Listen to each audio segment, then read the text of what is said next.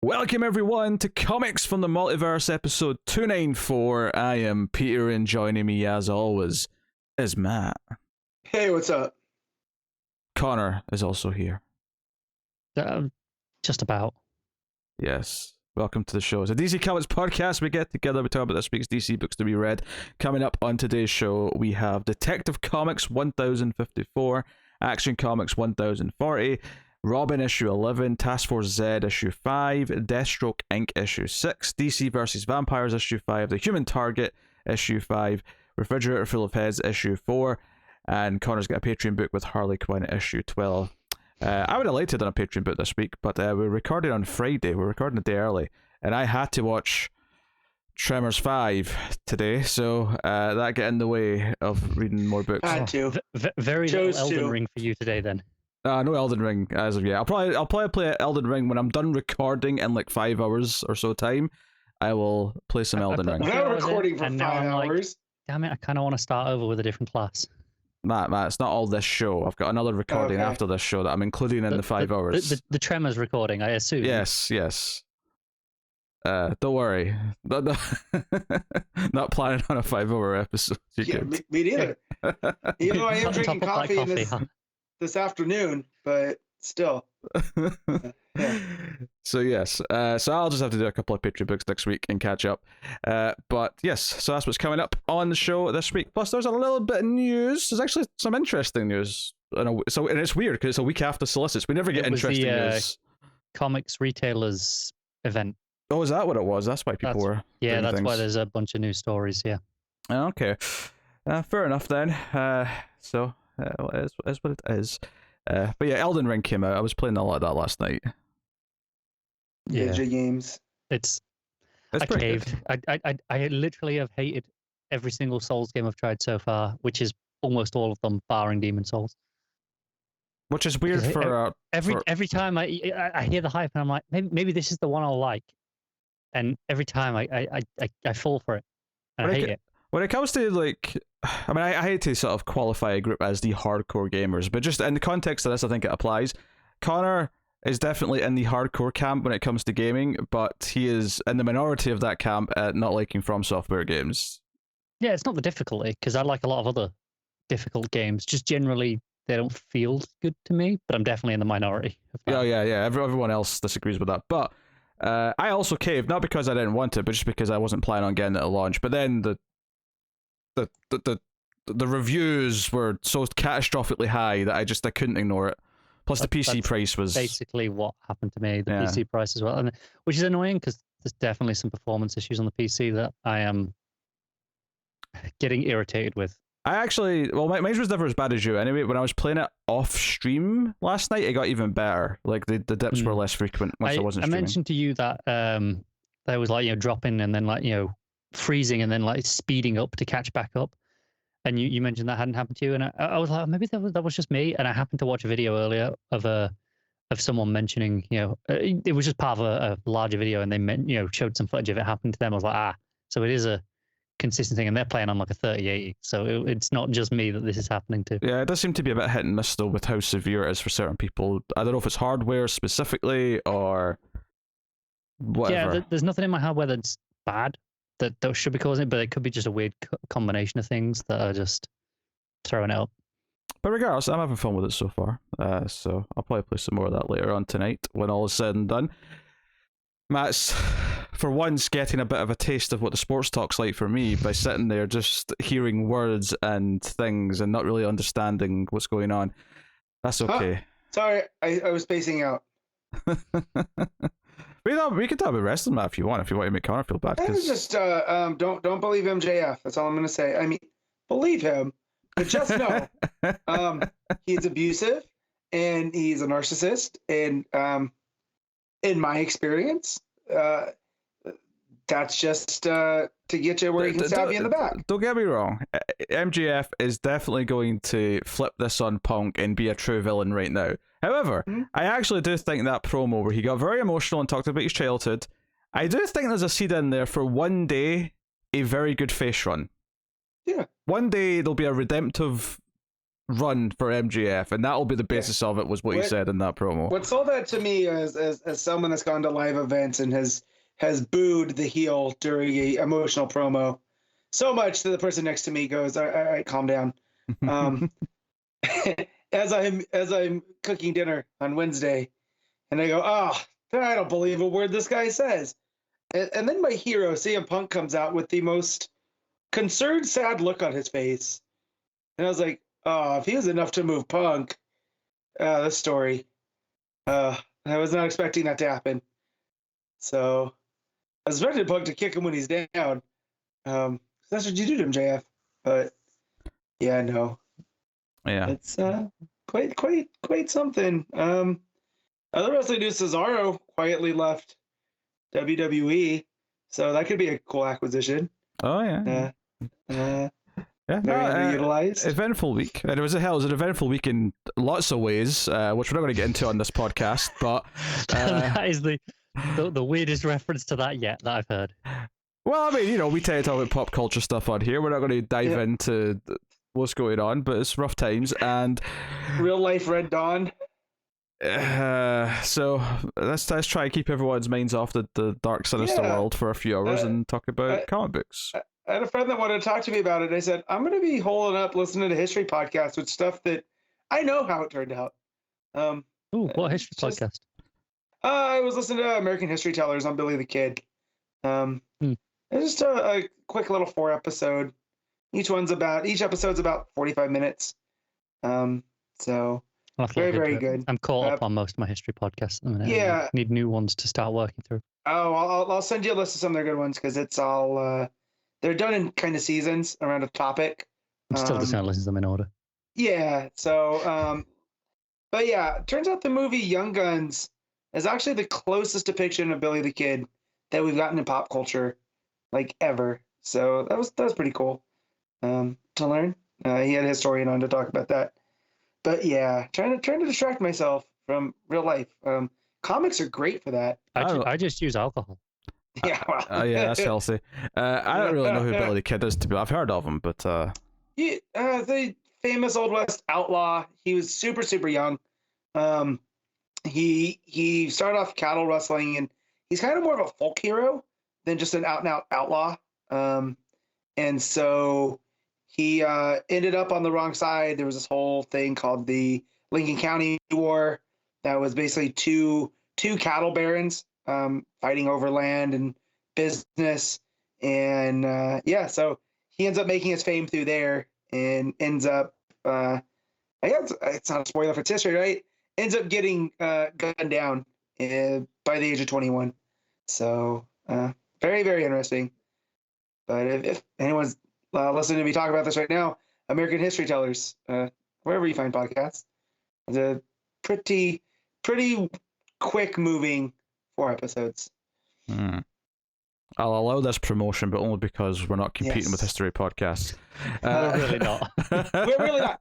Another fun thing is the guy that hosted is Lindsey Graham, and he gets a lot of hate mail for the senator, who happens to share his name. So that's usually really fun.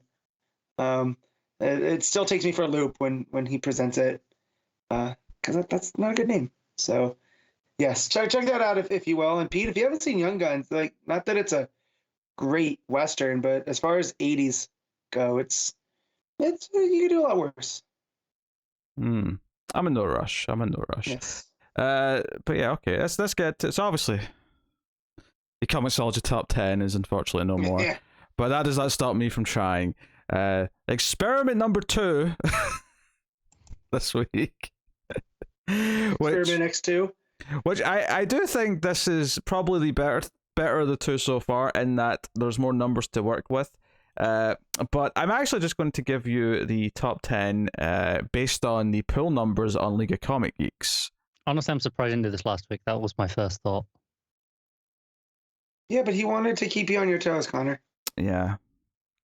Joe, I will say is I've noticed on Amazon's new Comixology page, the one that it reroutes to, it is broken at the minute. They mentioned that they claim they're going to fix it, but the new releases section, you can sort it by publisher, but for whatever reason in the all new releases, it's missing a bunch of major publishers. Like no Image books show up in the all new releases. No Dark Horse books, no Boom books. It's weird, but when they fix it, in theory, you could use that because I'm pretty sure they're still in order of sales because they seem to move around over the week. And as of right now, the top two are X Death the Wolverine and Human Target, and they feel like high selling books. Mm-hmm. Obviously, Saga would probably have been in there because that's a top selling book, but it's an Image book, so it's broken. But, yeah. Well. Yeah. I don't know. We'll see. We'll see what comes. Yeah. But real quick with this new update, this never happened to me before, so I don't know if maybe I just had my settings set differently. But every time I finish a comic, I get recommendations in my email for other comics. Oh, please God, no. Yeah. It happened with Deathstroke Inc. this week, which a little bit of a tip my hand here. I don't want to read anything like that again. So them sending me recommendations. This is like neither of you probably reading it, but Goodreads, for like logging books. It's just the letterbox for books. Letterbox for pages. Yes. Every time I mark a book, I finished this book, I rated. They email me going, "You finished this book." It's like, yes, I know I did. Yeah. Thank you for that. I know I finished this book. I don't need an email telling me I finished this book. So it's been real hit or miss with these. I think I got one for maybe Tech this week, but definitely Deathstroke Inc. and Tech. So I hope there's not going to be a thing going to every time I finish a book on here. Do not get those, and I'm very glad. I hope that doesn't start. I'm sure there's a setting you can turn off. I'm sure I can, but I didn't know if this was a thing that Comixology did that I just had turned off because no, I don't think so. Yeah. Is Amazon desperate for more money? You enjoyed Detective Comics. Would you like to try this manga book? No. That's the correct answer, Matt, and you know it. Yes. I don't care how many weirdos tell me that manga's outselling comics. To get that away from me. I don't care. Yeah. So, yes, top 10 books based on the pull list numbers on leagueofcomicgeeks.com. Is it .com? It's .com. Just double check because it is. I don't actually know what the address is. So yeah, look at all publishers here, obviously, because that wouldn't be no fun if it was just the DC books. It'd be too filtered. It'd be too easy to predict. So, number one is probably not a huge surprise to anyone. Is it one I just mentioned? Yes. You might have done. Yeah. Yes, Saga number 56 is the top pulled comic book right now. And one of the things I should mention, I've mentioned this briefly before, but one of the things that I should mention, if we are going to keep looking at these numbers specifically on a week-to-week basis, is one of the things that makes these numbers just a little bit weird. They're actually more reflective, I think, overall than the roundup review account that we were looking at last week.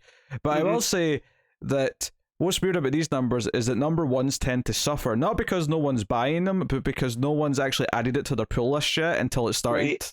So number ones actually tend to be underreported in this ranking. So just keep that in mind. Yeah, that makes sense. I always remember in my days of reading Wizard, they called it the number 2 echo, where number 2 outsells number 1 just on the fact that it's a number 2. So it was very weird back in the day. So yeah, that makes sense. There's obviously some weird things with this format, given I do think it's better than the Critics Roundup for sure, but it has its own problems. You mentioned the number ones there. There's also the case of there's probably a lot of people who, leave stuff on their pull list and just don't take it off on there, even though they're not buying it anymore. Yeah, there's some truth to that. Just again, there are no numbers to back this up. This is just some journalists have been going, hey, we've heard from publishers. Digital sales of, because this is the first week of books from release day that have been on the Amazon rather than Comixology. Yeah. I mean, I didn't get mine last week till after it changed, but yeah, for most people. Yeah, but it changed on Thursday, right? Before, so you had your first day of sales and you had all your subscriptions. Different publishers are reporting anywhere between a 20 and a 70% loss of sales compared to normal. Again, no verification on that because they're not reporting those figures, but if even close to that, that is astonishing. Yeah, it's a lot. Second book on here, number 2, is Detective Comics 1054. So that's notably that's a little bit higher than it was showing up on the Comixology top 10 when we were still getting to look at those numbers. I think Detective and Batman do tend to fare very well on this site when you look at the pull figures. Yeah. Number 3 is Amazing Spider-Man issue 90. Not a shock. People buy Spider-Man. Number 4 is Action Comics 1040. Again, Superman does tend to do quite well on here. Maybe it's my own imagination. Maybe it's just because I notice DC books more, but I feel like it does tend to skew a little more DC higher up. I think it tends to skew more Big 2 than anything. Obviously Saga was in there as the exception. I'm not saying that there aren't exceptions. I think that the people who tend to read this, they tend to read a lot of books, but they tend to, generally speaking, a lot of them are reading the big popular books that are using this. Number 5 is Dark Ages issue 5. Number 6 is Berserker issue 7. I have to think about how you pronounce that there, because it's just, there's no vowels in the title. It's just, that's the definitely Keanu Reeves right in that one. Yeah. Berserker. Yeah. So there you go. That's a boom book, I think, by the looks of it. I did learn that obviously they sold it on Keanu Reeves. I think the other writer who's actually writing it is the one who did Batman the Imposter. So I'm slightly more interested in it now that I know that there's someone competent on it. Number 7 is Robin issue 11. Number 8 is Miles Morales Spider-Man issue 35. Number 9 is The Department of Truth issue 16. And number 10 is X Deaths of Wolverine issue 3. So, real quick about Berserker, it's Matt Kent, not the other. He didn't have anything to do with the Imposter. I wonder if there was something on. I wonder if he's taken over or something, because I definitely read his name attached to it on something this week. The one that's writing on then 7 was Matt Kent with Keanu Reeves. So I wonder if maybe he started it or if he's taken over. He was definitely, his name was attached to it in an article this week. Gotcha. Or Carter's just making up stories. I mean, that's entirely possible. I will find this article. I don't believe it. Just sort of looking a little bit further down, like right after number 10, you got Catwoman, then DC versus Vampires, taking the next couple of spots. So not too bad. The Human Target's down sort of in the lower teens. It's all about it's all about more or less as expected. I would say Human Target I expect is actually a little bit higher in terms of sales if we still had Comixology top 10, but that's maybe just reflects the type of people who are making pull lists on this. Whereas I feel like it's a lot of people who probably read Human Target and a few other books but don't need a pull list because they only read 3 or 4 books a month. Right. And they're very selective and they pick these prestige books and that's all they read. Well, they also don't have trust issues because I don't trust people. Because I still never got that one. What was that? That event that I'm missing the 3rd issue out of 4. Hell Arisen. Yeah, Hell Arisen 3. Well, I mean, because I didn't have it on my poll. When I say don't make pull lists, I just sort of mean log onto a website like this to keep their own pull list. I mean, they may still have them pulled at their shop, or they read them digitally or whatever. I'm a prime example. Obviously, I read a lot of comics. I use this website on a weekly basis. I don't have my books pulled on there. Yeah, there you go. So yeah, it's just not foolproof, but it's interesting to see. Yeah, and you also, it's not really worth much, I would say, but you do get like a critical not critical, but like a user rated consensus as well, based on what everyone's rating the books. For the people who I imagine are probably less than a third of people who pull probably actually go back and rate the ones they read, but it's there. That's probably high on, to be honest, as well. Yeah. But and they tend to be quite high for the most part, just because, well, it's people who are still reading the issue 50, so they're still reading because they like the book, so they don't tend to rate it very low, which is why it's not really that worth mentioning. So, hey-ho. But yeah, so again, let me know what you think about looking at this as a top 10 possibility week to week in the comments or on Twitter at DC Comics Podcast. maybe we'll get lucky. Maybe Amazon will have something that we can just read off of that will effectively just be the spiritual successor to the Comixology top 10. But for now, we're looking at different options. Not that I have an idea for next week yet. It's different from the last two. Maybe I'll think of something. I'll get creative. You could go and talk to a bunch of shops. Isn't there some website that already does that? There is a website that does that, but I don't want to use their data because it's them. The site that must not be named. Yes. Oh dear. I'll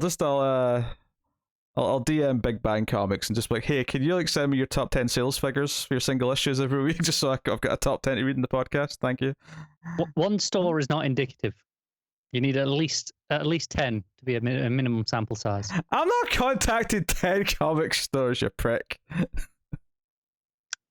Just feel like you're just not putting enough work to this. Hey, if any comic store owners or employees are listening to this and you would like to send me weekly sales figures for your single issues, by all means, what's the email address again? mftvquestions@gmail.com.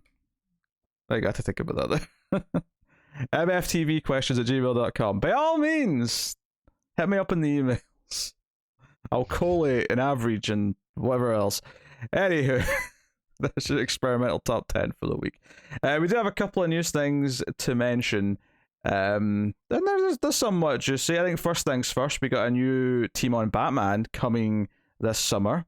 And it's an interesting name. Chip Zdarsky is taking over as the writer of the ongoing Batman title. And that's kind of fun. I'm going to decry conspiracy. Because every time I say I'm going to drop getting it physically, they go and do something like this. Yeah, they said he's kicking off with a 6-issue story arc. Now, whether that's because he's only doing one arc or if it's just a case of that's his first arc, we'll find out. Because let's be honest, Williamson's run is ultimately turned into just an arc or two as opposed to a run. Do you know what I will say? I'm quite happy about this news. I like Zdarsky, right? It makes me less excited for this big Williamson crossover event because I'm like, well, now I've got to read Deathstroke Inc. and one-shots, and it's going to be for the sake of maybe 2 issues afterwards, and then we're on to Zdarsky stuff. Oh, that thing is... I thought you meant Dark Crisis, because I was thinking this was good news in the sense that it means he's devoting more of his time to the Dark Crisis stuff. No, that's his event. I mean his crossover. Okay. Too many Williamson things. I forgot. I wasn't even thinking about it. He's Robin / Deathstroke / whatever crossover. Batman, yeah. So... Yes, but so it's starting with an arc called Failsafe. It looks like Jorge Jimenez is back on the book, working with him. So that's kind of fun. So yeah, it's interesting how much of a connective tissue he's going to be over Gotham over the last few years. Really, in that sense, sprinkled around. He was in an Urban Legends arc, and then obviously he's been doing this the night. He was pretty hefty on Tynion's Batman. Yeah. Oh, Jimenez. Jimenez, not Zdarsky. I was talking about Chip. No. It took me a second. I was like, no, that's. I did clarify afterwards. I realized that I did clarify Jimenez, but obviously you didn't hear that. Yeah. I was following your thread, Connor. Yeah. What I said made sense to me, but yes. Jimenez has been in Batman a lot, yes. But yeah, Jimenez is kind of with all the Future State stuff and his Tynion, But I can't think of a team I'd want to read more than Zdarsky and Jimenez. Yeah, I do like that image, which is you got a Robin with his cape out, sort of over Batman's chest as if it's the Bat logo. That's a nice little And image. more importantly, it's Tim, because Zdarsky's a big Tim fan, so we got a Tim story. Well, I mean, all the other Robins are pretty well represented right now, so I mean... Yeah, exactly. Give me Tim. You probably should have a Tim's related story. I mean, we'll get to talk about Tim in a little. Nightwing's like the best DC book pretty much there is right now. Robin with Damian is a great read, and then not as good, but Jason's doing a pretty solid run in Task Force Z. Look, I would say I love all 3 of those books. I'm a shill. What can I say? I switch Batgirls is better. What I'm hearing is Matt is a huge Batman fan now. No, No, I did not say anything about Batman. He said Nightwing. He's a huge Batman fan. He's also a huge Jason Todd fan now. But he's loving the entire Bat family line, so he must be a huge Batman fan. No, I'm not loving Batman. Clearly, you did not listen when we reviewed it last. I'll be honest, I don't remember the last issue. Yeah. So fair. I think it's fine. 9. I did not. Conspiracy. I can actually check. Hold on. Go ahead and check. He's got the numbers to back. Go check. To date with Matt. Let's be honest. He gave it a 7.5. Boom. How did you remember that? Because I give most things 7.5s when I'm unsure. So, but yeah, no. The Robins are well represented right now, except for Tim. So, let's put him in stuff. I think we were meant to be getting something with Tim. I don't know what happened with that. I know we had the 3 issues in Urban Legends. We had Tim stories. Yeah. But there was definitely talk of something coming after that, and then it never seemed to materialize. Tynion set him up in tech to go off to school, and then Bendis came and mucked up, Young Justice.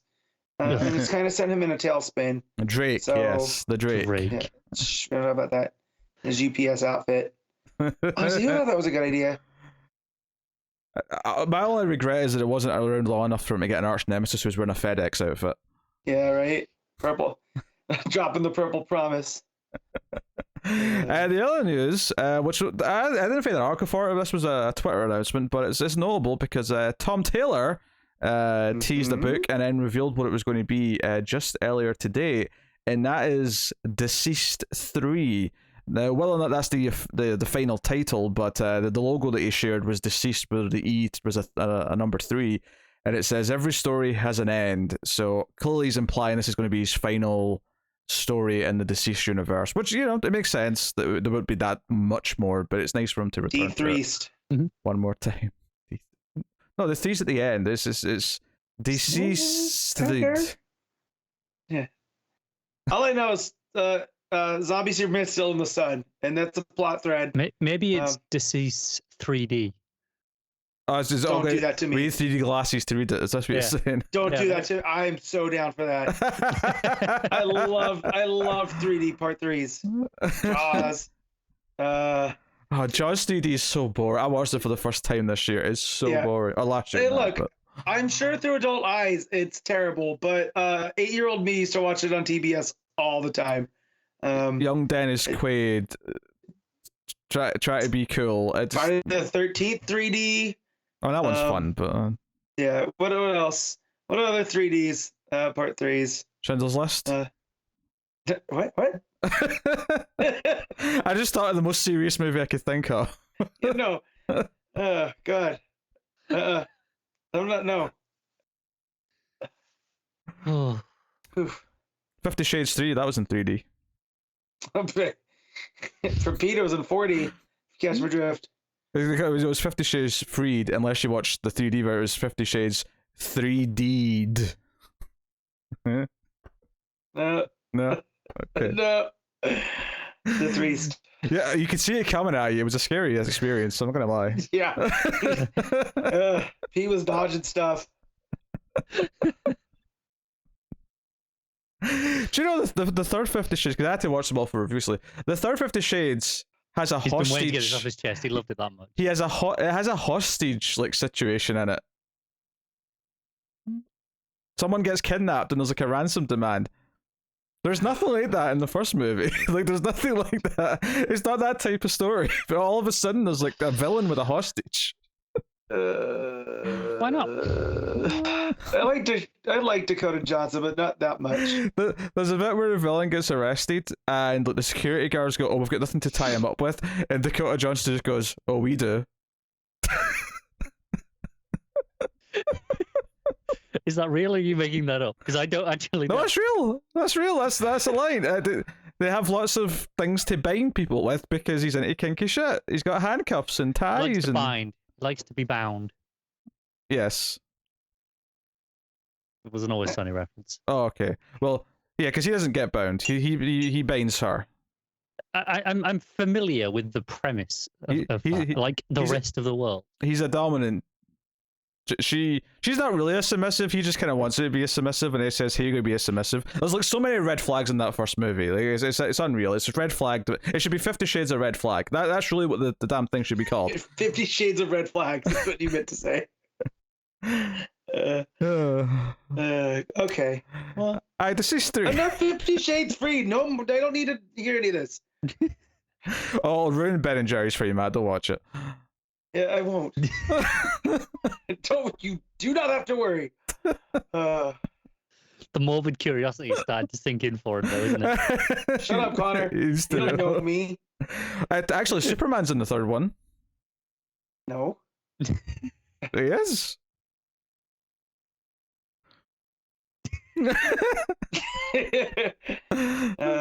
I'm not lying. Tyler Hoechlin's in the third 50 Shades movie. I was like, it's either Ralph or Hoechlin or the one that we don't name. Because that one shows up in bad movies all the time. Oh, sure. Maybe they were doing some role play as Superman. Oh boy. This is my playroom. What, you mean like Xbox and stuff? All right. That's. You're not going to talk about the other news stories? I don't even see other ones. What were the other news stories? There was like 2 other books announced. Oh, go on. Let me know. So first we have a Aquaman and Flash team-up book by Colin Kelly and Jackson Lansing with artists Vasco Georgiev and Rain Barredo. Creative team's not filling me with fire. I mean, not familiar with the eyes. It's called Aquaman and the Flash Void Song. They're against an alien invasion, is what it says. They were pretty candid. It exists because there's a Flash movie coming out and an Aquaman movie coming out. So it's coming out so that they can have this to sell to fans of those movies. They should have called it 50 flavors of H2O. It's pretty hefty though. First issue is 56 pages. What? Yeah. That's coming in June. Is it like a prestige series where they're all big, or is it just? It doesn't actually say. Okay. I know I'm pretty sure it's only 3 issues, but I mean. Oh, so they're probably all double sized at least then. Probably, yeah. But and then the other book. So, not so long ago we talked about the Jurassic Justice League. Mm-hmm. Now we have DC Mech. Oh God. Yeah, it's what it sounds like. It's the Justice League. But Gundam. But I'm just found a creative team. People I've never. Writer Kenny Porter, who has been doing stuff in Urban Legends apparently, and artist Baldemar Rivas. I mean, I'll read an issue 1 of that. I'm curious. DC Mech begins in the aftermath of World War II as the JSA defend the planet from apocalypse. Parademon soldiers use mecha technology, and the JSA is defeated. Earth survives by a thread when the invading forces retreat, and then a different mecha-suited alien arrives on Earth, one who goes by the name of Kal-El. Yeah, 6-issue mini starting in June. It could be fun. I do question if we're starting to go a little bit too far with let's just do Justice League, but they're this thing instead. Yeah. I mean, as long as they're just random 6-issue minis. I mean, yeah, it's not a big deal, but like. I mean, between, like, obviously Deceased is great, Vampires is fun right now, but we're starting to get a lot of, we're just going to do the DC universe, but this genre. I know, it seems like the story's there for the first two you mentioned, right? With Deceased, we know the story's there. And with Vampires, it seems like there's a story there. As much as I love the concept of the Jurassic Justice League, it's like, okay, this is just a wild... That has exactly as much merit as the Mech one does. I think. Yes. It only has the benefit of we heard about it first and we're familiar. I mean, if it wasn't Dinosaurs, if it was anything else, I wouldn't be as stoked for it. I'd probably feel the same. I do think it hurts still pretty equally, just in the sense that we've not had. If it already started, we're already a couple issues in. I think. Yeah. It would feel like it had that early advantage, whereas because neither one of them have started yet, it's still retroactively. They both feel. I feel like. You could have this as an ongoing thing, like DC, whatever, or Justice League, whatever. Just you could literally have one every month of the year, like 6-issue minis, and just when one ends, just replace it with the next one, and you can just keep them rolling out. And you're not going to run out of concepts for a while. Let's be honest. And they'll probably, assuming they're half decent, they'll make solid trades to just stick in the shelves, right? Yeah. Yeah. Is that the only other news you got, Connor? Because I found something. Justice League, but ice hockey team. Okay, let's do it. It's like Mighty Ducks, but like you got, Clark's team captain. Bruce is the angry one.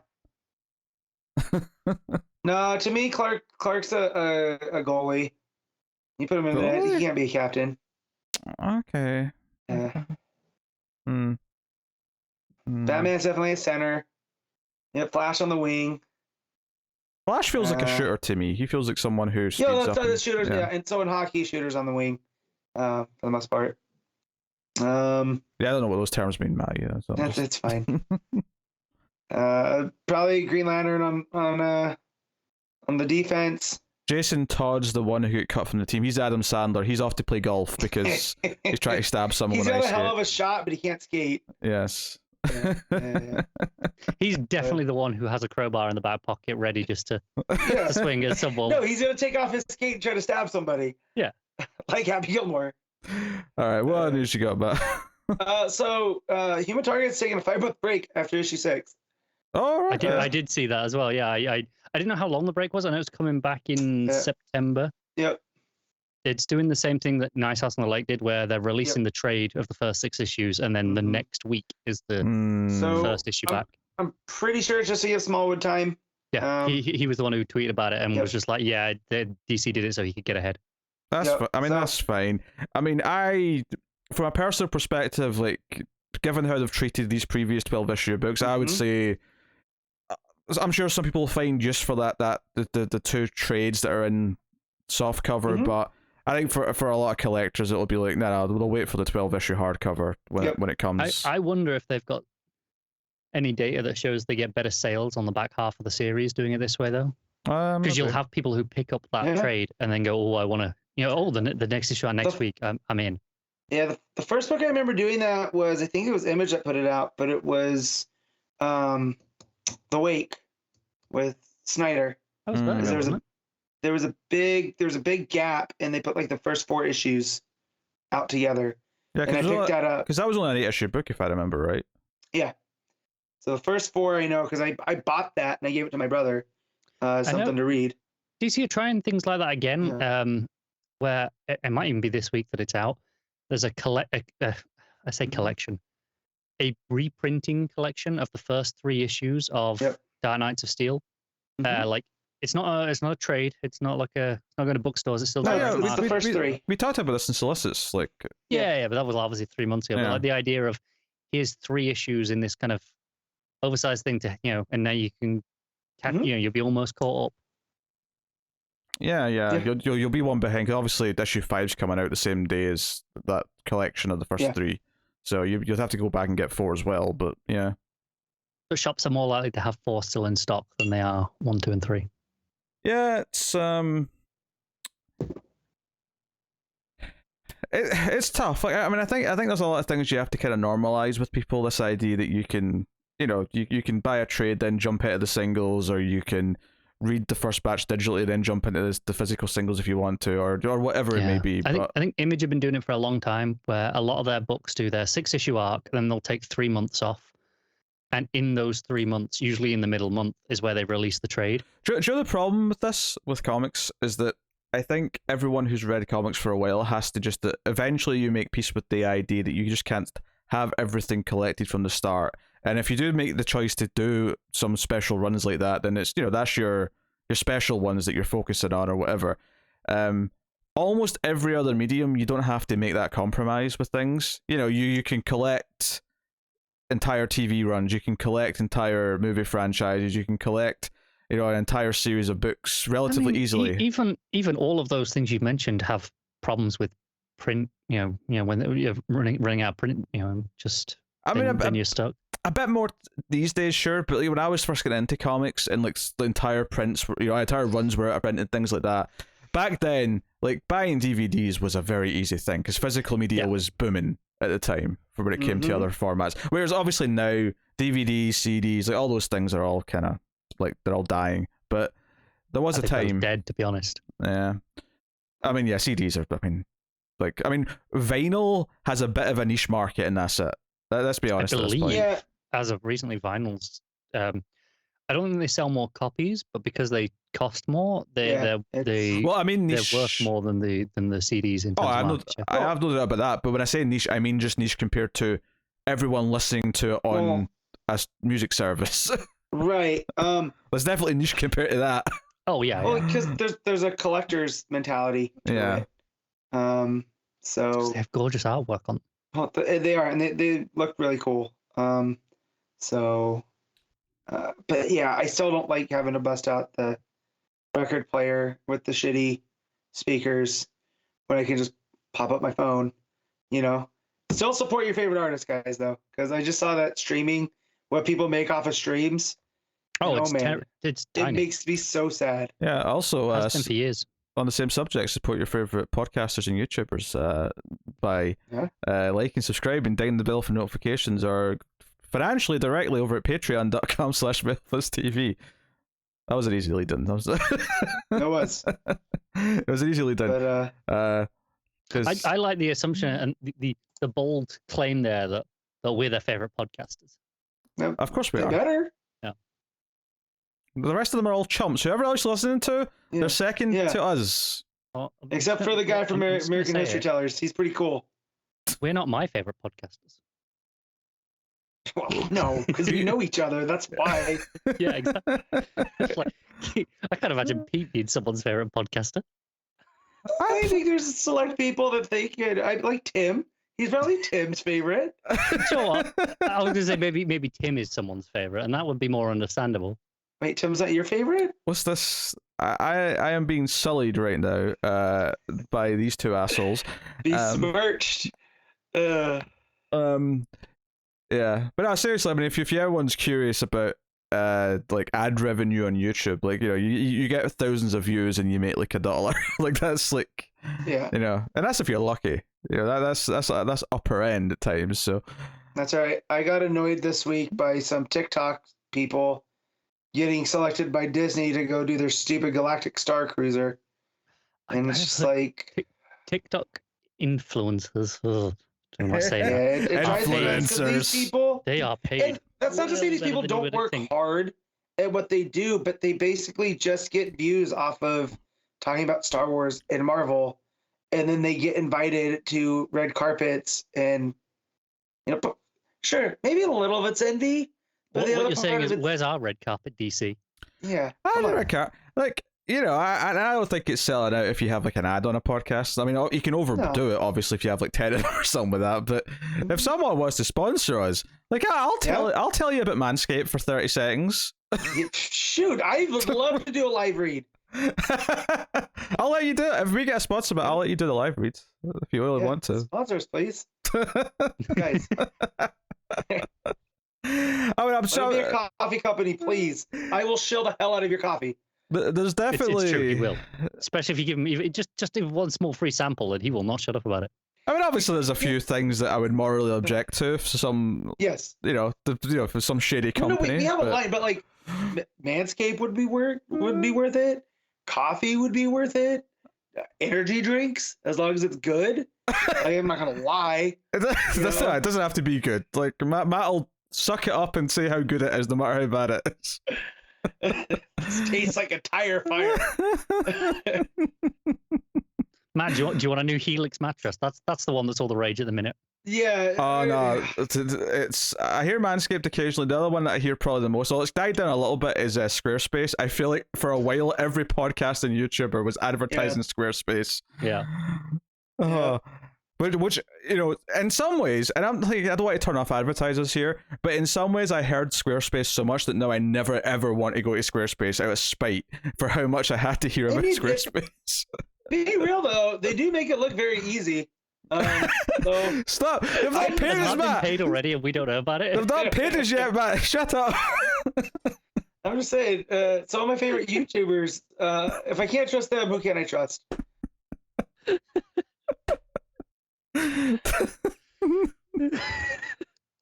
What is it? Money talks.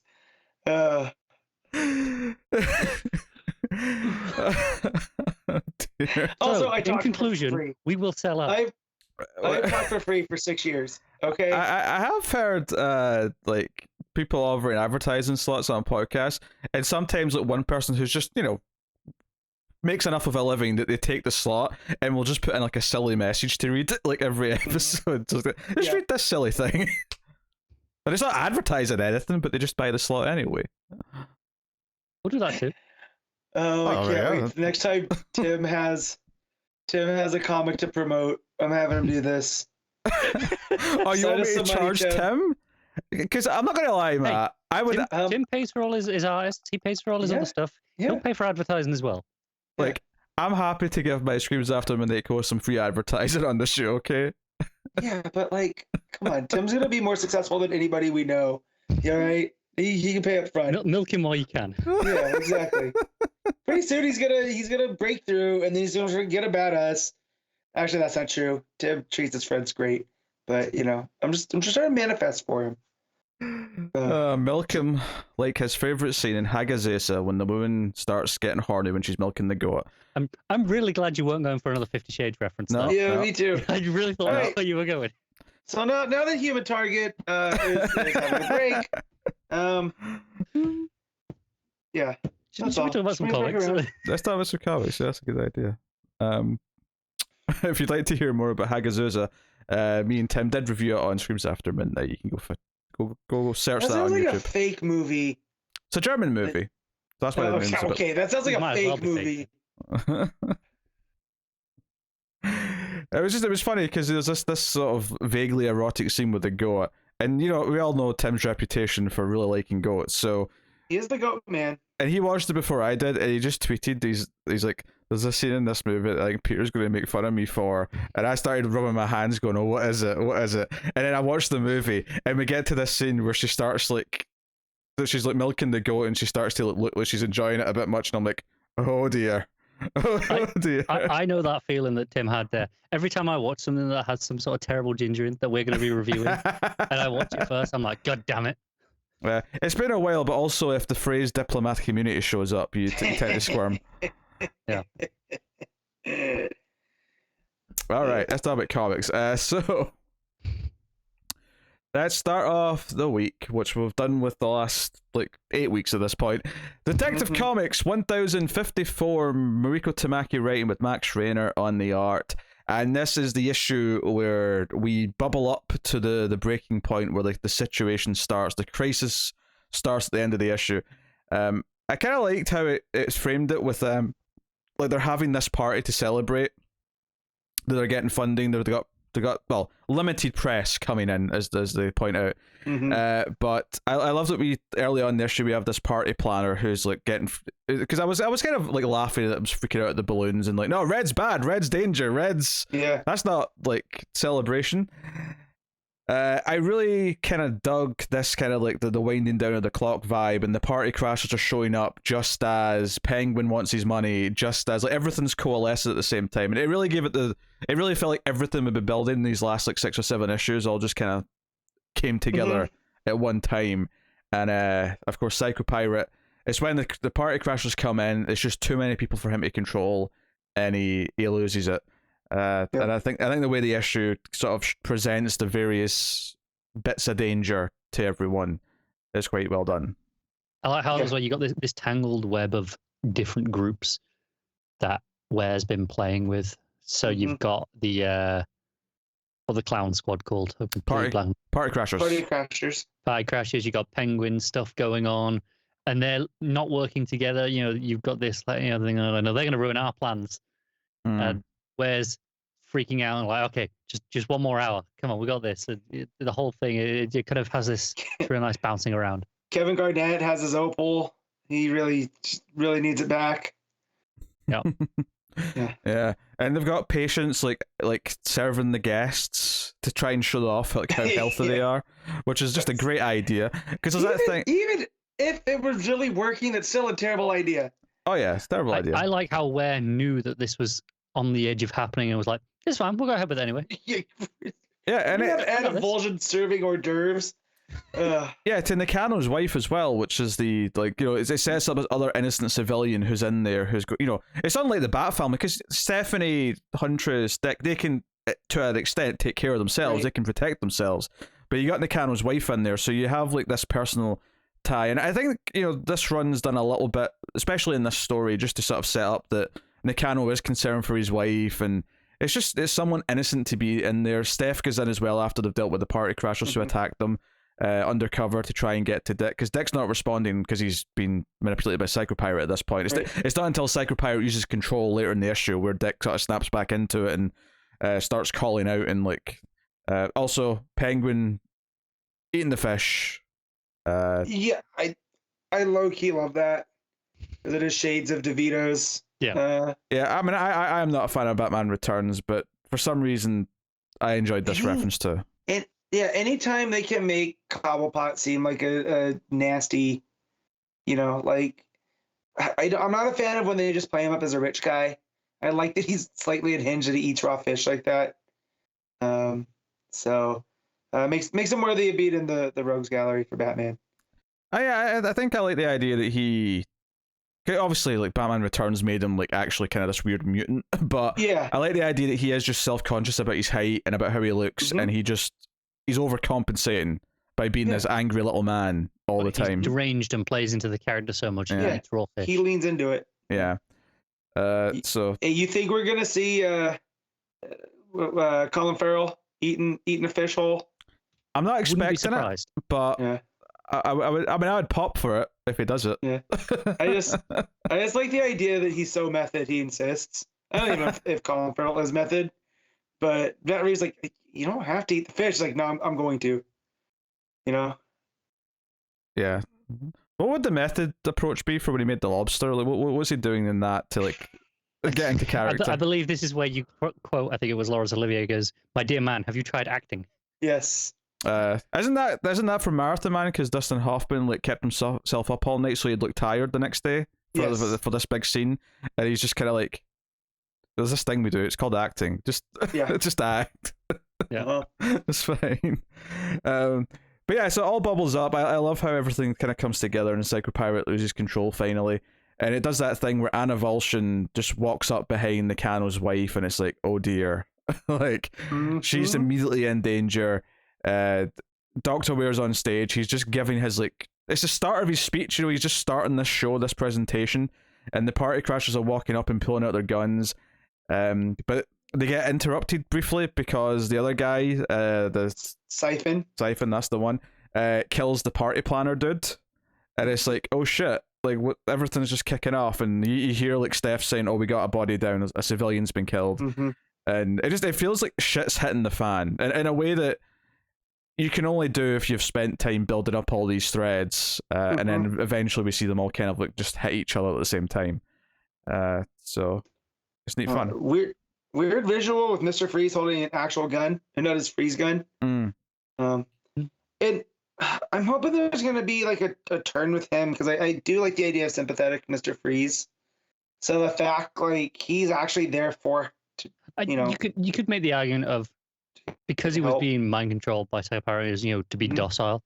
Right now, he's overcompensated, not intentionally, but more like all of them, like they snap out of it pretty harshly, so they can go a bit more than they normally would, which is why they all immediately go crazy, right? Well, it just Psychopirate loses. Well, I'm just saying with Freeze, he takes a gun off of one of the party crashers. Yeah. So just kind of like the idea that he wants to be, he's not like them where they're gonna go crazy and just start killing people. I mean, notably, he doesn't do anything with it. He just takes it as if, you know, maybe this is just for protection because he knows he's going to have a hard time escaping. Yeah.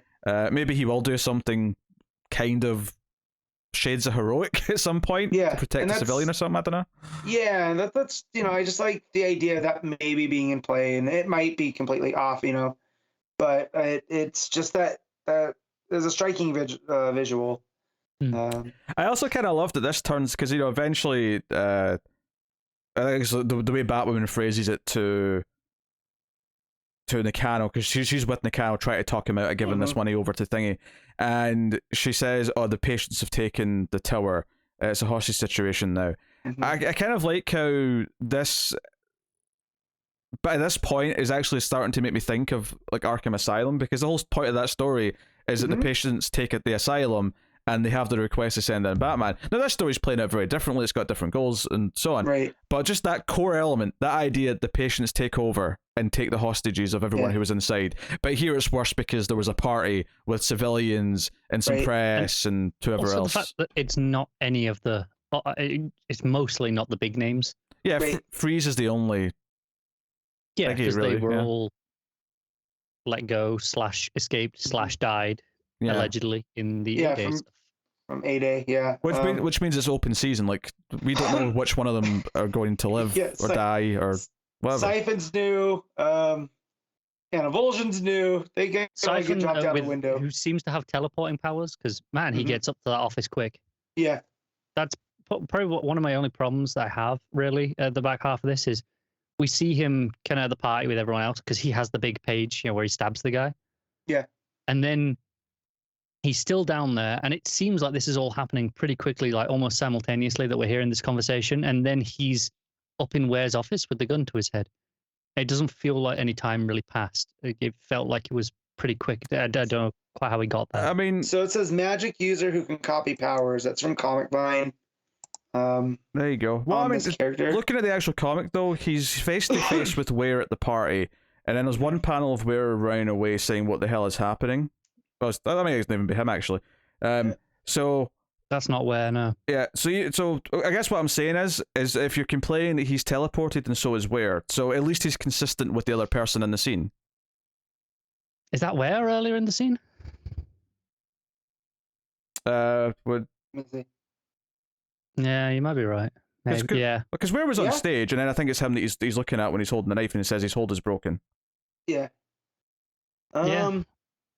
So maybe it's meant to be later, because that point where he's given the party the speech at the party, the next page you can see the windows in the roof and it looks pretty daylight. Yeah. And then at the end it looks pretty dark and late, and maybe some time's passed that we've not really got. Maybe this is just the book's way of saying, hey, we're at this event, because this is what we started with. We remember him at a window, we remember him going out the window. Either way, if it's not a case of Siphon teleporting, which fair enough, either way it's a little bit poor storytelling in the structure, in that I didn't quite grasp that if there was time that had passed here. You didn't really play that way. It felt like it was, all happening here in one run of one run of events in a matter of minutes at most. And now there's maybe it's not. It's a little bit unclear to me. It never even occurred to me. It never stuck out in my mind. It just flowed for me because that was the end of the book, was saying, hey, we're at this point now. We're at this event. I never even thought about the logistics of it until you started nitpicking at it there. I'm sorry for noticing. Well, no, because the doors get all locked. So, I mean, there is that he just followed Ware into the safe house, and all the chaos. And that's why they're up there. Because you'd have to imagine that Ware would have, panic rooms or walled off areas. Oh, sure. Yeah. So. Yeah. But yeah. I don't think it's a big deal. I guess that's just what I'm saying. No. But no, I really liked the everything coming together in this one, and I wasn't even sure it was going to happen by the end of this issue, but I got really fun vibes at the start when it was we're having this big celebration with people coming, and I was like, oh, this is when it's all going to go down, right? I didn't know if it was going to be this issue. I thought maybe it'll maybe next issue before we actually get to it. Turned out it was this issue. But as soon as that started happening, it kind of felt like, oh no, this is when it's going to happen. It's when all these extra people are going to be here to make it more dangerous. Plus, I think there was, back in the first issue of the arc, there was reference to that Stephanie might be somewhere inside the building. So this, sets that up. She is here. So we'll see where they go with it. And this is the second act break, right? Yes. Yeah, that makes sense. Which means presumably a new artist next week? Yeah. Yeah, I'd expect so. We can... I mean, I haven't checked, but we had four with Reese, right? Yeah. Yeah. I'd expect. Reese, fourth Raynor. I'd expect. I'll have a quick peek, but yeah, that's what I'm doing right now.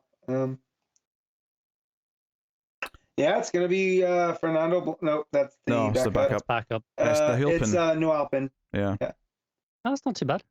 No. Yeah. I was like, we're getting a whole issue of Blanc. No. They grouped Rosenberg and him first, probably because of alphabetical. Yeah, I wouldn't read into the order. They always have them just in some whatever weird order. Yeah. Yeah. Yeah. No, I had a good time with this, and I think one of the things, because Raynor's the one who's mainly drawn Psycho Pirate just because of when he's been in the story. I've really liked Psycho Pirate's like expressions, because he's obviously mostly the blank mask, but just the eyes doing underneath. A lot with the eyes. Yeah. The expressiveness. There's a panel near the end of him looking up and kind of scared. It's where Dick says siphon. Yeah. And so there's like looking up, and there's like a bit of like shock and fear at the same time. It's really effective. Yeah, but there's a lot of good little moments of that in here. And of course the uncut gemsness of Weir's, like his getting frantic because he's on the phone to Cobblepot at the start of the issue saying, "You'll get your money, don't worry, yes, I'm going to pay up." And it kind of feels like you're really pushing it, because like it's going to take a day to get this money and run, and you clearly aren't planning on paying Penguin. You want to get away, but we're seeing Penguin's men like watch the situation, and like you said, like the party crashes are going in, and then Penguin's like, "Wait, they're going to mess up us getting our money. Like, stop them from killing him. I want my money." So, yeah, good fun, all good fun stuff. So the backup, which obviously we've been enjoying as well. We're still in Nightfall territory, but in particular the part where Jean-Paul is taken over as Batman. Speaking of unhinged. Well, I mean, I'll just say that Jean-Paul in this, like, Azrael is such a screw up, and we'll get into that later in this. I mean, he always was, right? Yeah, but he always was. But this is he was never meant to be Batman. I like how, because Tim is talking to the kid. He's like, "Oh, the guy I work for," and he means, "You mean Batman?" He's like, "Well, I mean, it's a bit complicated." Right now, and then Azrael shows up, and it's like, yeah, complicated. So Bruce basically gives Tim the job of going and finding this kid, which they notably hide his name because it's like a mugshot, and they have the speech bubble over it. I'm like, "You cheeky bastards!" But he's like, "No, this is not because he's dangerous. This is because this is a mistake. This is something that I should have fixed. I want you to go and find him. We need to help him." And so it's like, okay, so Bruce has still got obviously these intentions. This kid's fallen through the cracks of even his attention, because I mean, let's face it, we're in Nightfall now. Everything that's happened since this kid was first introduced in the timeline to now. Is this making anyone else want to reread Nightfall? A little bit. A little bit. So basically, Gotham's in chaos right now, and Elliot's going to get him and the ginger kid out. And Tim shows up, saying, and immediately else, he's going to try and kill us. Let's stop him. So they start fighting Tim, and Tim's like, "I'm not trying to hurt you. I'm here to help you." And Tim's just starting to talk him down. Like, he's finally just starting to make him like turn over the knife. And that's when Azrael, as his Batman version, like jumps in, and he's like, "You're a fugitive from Arkham. You're coming in." Yeah. How to prove a kid who's already scared of Batman that he should be terrified of Batman? Yeah. Show up as Azrael. Basically, Azrael's RoboCop. And he just told him, "Dead or alive, you're coming with me." Right, pretty much. There's just this, this ends really badly where Azrael throws a couple of sharp batarangs at the kid. One hits him in the back of the leg. He gets another one in his back, and then he falls over the bridge onto the road. And I mean, I'm sure he's not dead, but he looks pretty. Like you could have bought this as maybe a death scene. If it wasn't for the fact that we still got more story. And this is like.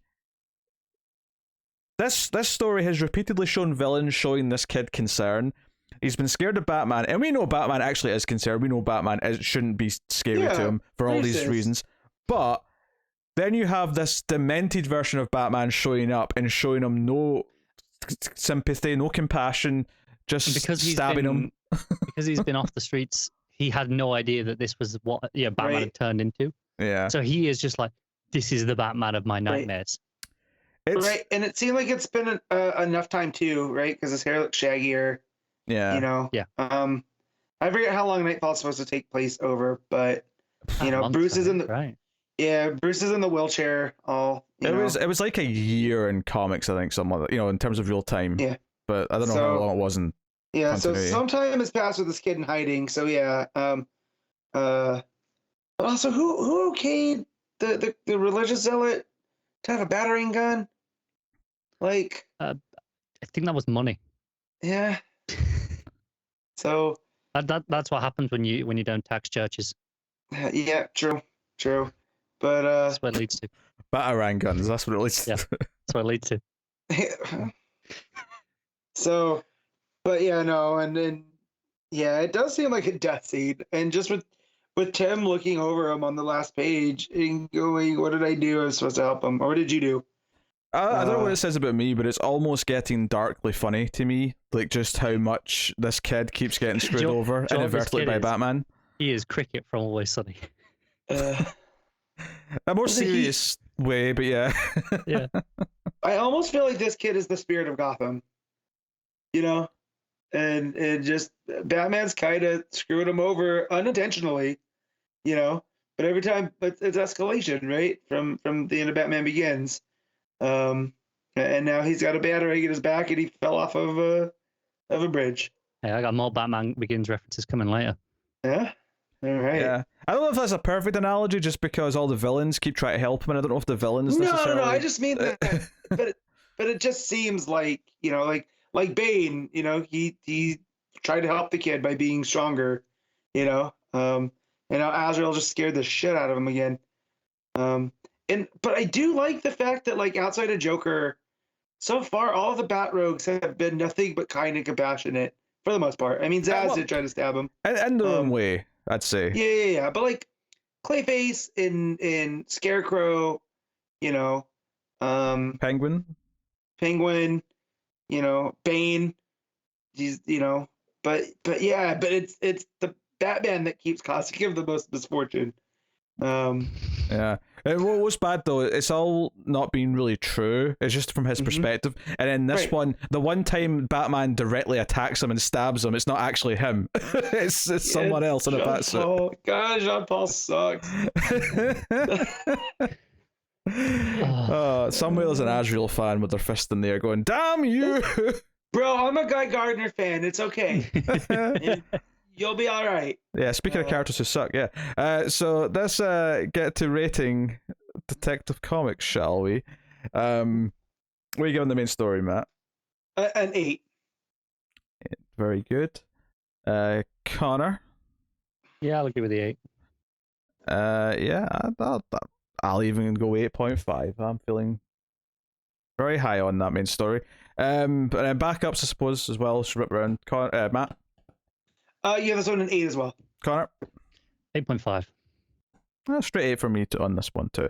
I do like how it's really it's like at first it didn't seem like it was, but as it's went on, it's really tied into continuity of Batman over time. Well, so I feel like this is also Rosenberg giving us like a whistle stop tour of modern Batman continuity, like you just said.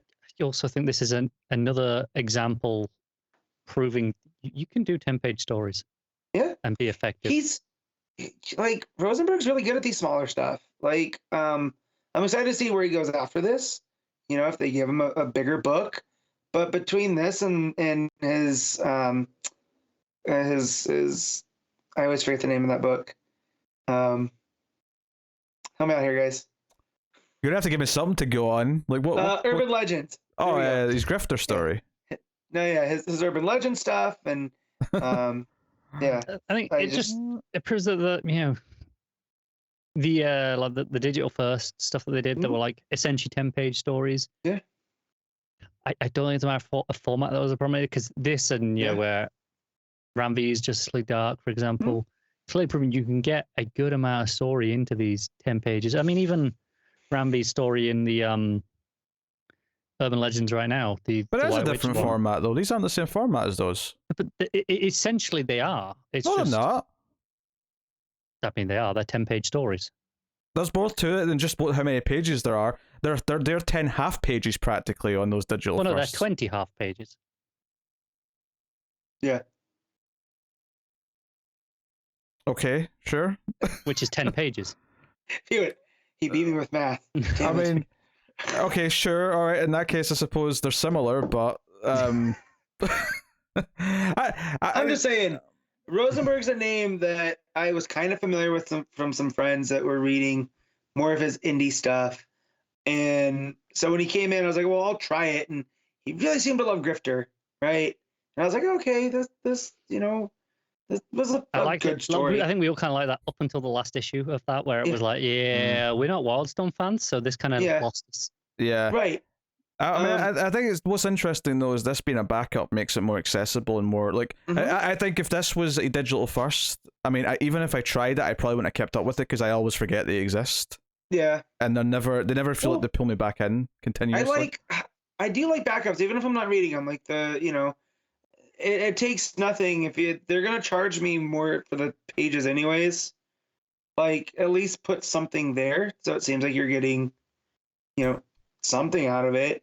That's maybe a flawed logic because I mean, but going with this, there could be like 10 pages of like just like Tom King artwork at the end of a book. It's like, well, it's 10 more pages. Is that supposed to be a slight? Because I would pay extra for that. Did you see he's doing a CGC, signing? Yeah, he's doing a signing with CGC, but they're charging for a sketch, but you can't pick what the sketch is. So it's like I think it's like $135 or something. Yeah, it's $135, but it's a custom Tom King sketch, but he gets to pick what it is. It took me a second there. You said CGC, but I heard CGC, and I thought that was really weird. Like, why is he doing a sign at the CDC? Because he's in DC. What else is he gonna do it? It's a very safe place. Yeah, I thought that was really, really funny. But yeah, but no, like even like the some of the ones that pop up in Action and Superman when they were, I don't always read them, but I'm spending $4 or $5 for a book anyways, so at least they're trying to give you something extra versus just jacking up the price. So I mean, a lot of the time I'd rather them not have it. Cause I don't read as many as I read less than I don't. So I only read a couple of them out of all the books that have them. I would probably rather pay for this hypothetically as a digital first, right? And just get it weekly as a separate thing and enjoy that and not have a backup in tech and it'd be $1 cheaper. And then I can choose to spend that $1 on these digitally first if I wanted to. That's the ideal scenario. You can spend that $1 on that new cryptocurrency that Matt's setting up. No. Don't you besmirch my name with that BS. Oh, that was too far, Pete. There's a new line of Matt NFTs coming, don't worry. No, there better not be. What would Matt NFT look like? I do gotta say, one of my favorite memes is all my apes are gone. Anytime I see all my apes are gone, I laugh maniacally. It's so funny. Yeah. All right, let's move on, shall we? Action Comics 1040 is up next, and this, of course, is Philip Kennedy Johnson writing with Ricardo Ferderici on the art. And I mean, so some runs are special, and they feel special when you're in them. And I don't think anything about this issue takes away the special feeling that we've been having with this one. In fact, I would say this one makes it that much more, at least for me. Yeah, I don't really disagree with that. It's it's continuing the themes we've had, which is Superman trying to like convince the war zones that they shouldn't believe in the worship of Mongol, that they shouldn't believe in the iron and the rest of it, that they had lives before they came here, or at least their predecessors had lives before they came here, and that they should want freedom and they should want these things. Opening scene, big battle is playing out in the arena, and Mongol comes out, and there's these two Philosians, brother and sister, who like Clark is talking about in his narration. He's talking about how they're there for each other, and these are exactly the sort of people that he's trying to reach. But they've been here a long time. They do buy into Mongol's teachings. They are kind of brainwashed. And when Mongol comes out, and the older sister's like, "Hey, look, we did good today. We earned some iron. We're proper warzones, but like you." And he's like, "Well, if you're a warzone, then kill your brother. As I killed my father. Kill your brother." And she's like, I don't. And she's just stunned. And then he's like, "Well, you little boy, you kill your big sister." And they can't. Her head. Yeah, and they can't do it. So he goes to kill them, and Clark, jumps in and tries to protect them. I love him. I see no war zone. I see only two little grubs squirming in the sands of the arena. So Up to this point, Matt, did you get vibes of the Vader down? I see only dead men. I only see dead men. Yeah. I was gonna say up to this point, like yeah, we'd seen Mongol do some really messed up stuff, but he didn't feel like he was more like of a presence than a character, right? Here though, he fully became like, I don't say the villain of the story because he is, but I can't wait to see Superman beat him now.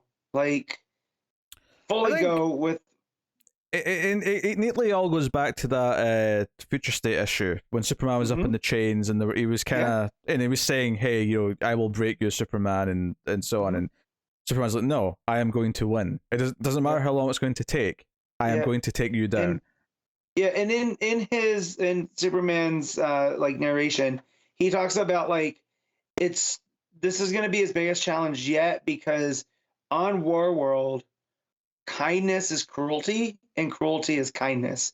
That, and because of that, he doesn't understand it, and because that's not how he thinks. And in order to change the way that they think about it, that's how he's going to end up defeating Mongol, right? He's going to have to change this entire culture from what they've learned, and that's why it's going to be his greatest challenge. And so, like, I like the undercurrent on this is the other Philosian that's talking to him that looks like from Game of Thrones, Ser Jorah, Ian Glenn. He's like, you got to stop. You're giving him hope. That's the worst thing you can do here. And just to have Superman basically kind of look at him and go, well, as long as there's hope, we're gonna win. And just no matter what Superman looks at, he's gonna find a way to find that hope, because as long as there's hope, there's a chance. This early scene where Mongol goes to kill these siblings and Superman jumps in and he fights Mongol. Like, Mongol's kind of laughing and smiling through some of this, because Superman's kind of proving his point to him is that he's making these people weak because he's there to protect them. So they're not strong. They're not. That's what that saying even means. That kindness is cruel and cruel is kind, because you're being cruel is kind because you're teaching people to be stronger, soft, to be able to fight back. Yeah. Right. And obviously it's like going against these teachings of exactly the sort of thing that he's going to have. But one of the things that's notable though is that the crowd start chanting for Superman, not by name. Superman sets this up in his narration earlier. There's a phrase, a Warzone phrase that basically means you have no blood on your weapon or sword or whatever. It's a unblooded sword, and it's Balina Gal. Yeah. Which that is my new favorite Superman nickname. I love all the linguistic stuff. It only occurred to me this issue, because we were talking about this, this phrase, that Warzone is, I'm assuming it's a play on Dragoon. And the blank faces mean you're not familiar. It was a type of soldier in like the 1700s. Okay. I mean, yeah. Why not? Why wouldn't it? Yeah, because it took me a couple issues to realize that a Warzone is an inhabitant of Warworld. And, But the idea of the way I'm seeing it now, having had that realization, is the implication being they're all soldiers. It's the warrior class. They're all meant to be this strong and meant to fight like that. Even the ones who are, they're all prisoners. They're maybe they're Smiths, whatever. They're still expected to be soldiers at the end of the day, because it's war world, right? That's the point, right? Yeah, but so they're chanting this phrase at Superman. The idea being that Superman, by standing up to Mongol, he is starting to convert enough people that there are some chants coming out in his support. And it's when what's his name here, the other little dude, Chaitel. Chaitel, thank you.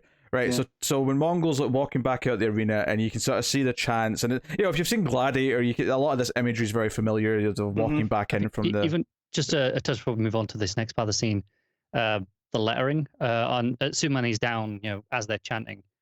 And he's saying something to Mongol about how the people are going to be on my side ultimately. They're going to prove you wrong. But just because he's like he's completely out of it. He's been absolutely decimated by Mongol. The lettering with the squiggly bubbles and the words kind of just being like a little bit floaty. I think it just is fantastic. Just in terms of the craft of it. So Mongol comes in and Chaitel says, "Please, Lord, kill him." can you see that there's already talk of rebellion around Warworld that you have to? And he's like, what? Make him a martyr? Are you a fool? Like, no, I'm not going to do that. And he does, it ties into some plot stuff because he says, look, I've got plans for United Planets, and that whatever those plans are, Superman needs to be alive. So it gives us a plot reason why, even if he gets angry at Superman, even if he is tempted to kill him because he's slighted at some point, there's a reason why he will still resist doing it, at least to a point. And that's good from a plot perspective because it gives us a reason, because there might be points in this story where we go, it feels like he probably should just try and kill him now. But there's a reason why he won't. So I think that's important to kind of mention and bring up. OMAC is trying to be conditioned and coerced into helping by basically with the promise that they can bring Light Ray back. Which is, it's kind of this like emotional torture as opposed to some of the other torture that's going on around Warworld. And maybe it'll work. We don't know yet. It may, it leaves on a bit of a cliffhanger and just the emotion of the scene. I love the coloring change though when you go to that, because obviously it's all these harsh oranges and yellows in the first scene, and then you go to this scene and it's like just this blue glow of the light that Light Ray has been sort of this like force field or whatever it is that's holding her. It's good stuff. Really nice contrast. And then you go to the muted greens, the prison cells, and the cave system and all that. I like how consistent these colors have been as well. That it's not just in this issue, but issue to issue. It's like, I don't know, the prison cells are these greens, the gladiator arenas are those oranges, and it's you can tell where you are in a scene, where a scene's taking place on Warworld now just by the coloring. Yeah, and Clark's telling the siblings like, like your parents or whoever came here, your parents weren't warriors, they were scientists, they were explorers, and this was all about discovery and peace and all these different things, about truth and justice, right? He whips out the old Superman phrases, and everything Mongols taught you is a lie, and it's kind of like he's trying to break through to them a little bit, and obviously they're distraught about what's happened that day, and there's even a point in this scene where one of them still says, no, we're going to be good war zones, and it really sounds delusional at this point, given what Mongol tried to get them to do to each other, and then that Mongol was about to kill them. This idea that there's still part of them that's trying to impress Mongol is really sad, but the idea that Superman might be starting to break through a little bit, but that's when the other Philosian says, hey, like, trust me, I'll come and show you something. But just as he's leaving, the siblings, say Superman, and he turns around and they say truth and justice, and it's like maybe he's starting to break through to some people. Like the idea that he's showing them compassion, which is something again that's very alien to them in this place, but maybe the strength of it's starting to kind of come through in a way that it wasn't before. I think my favorite part of that, you mentioned them saying truth and justice, is it's not as he's leaving. It's actually like the next scene. Essentially, it's times past, because it says that night at the start of the page. Yeah. And I like that more, the idea that they've been sat thinking on this all day, and the next time they see him, they were like, no, they made a point to say it to him then. Yeah.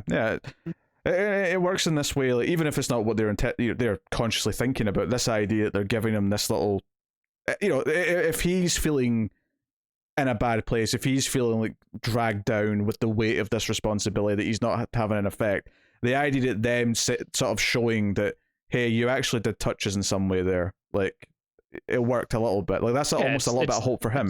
The reverse pep talk, isn't it? Yeah. So that's nice.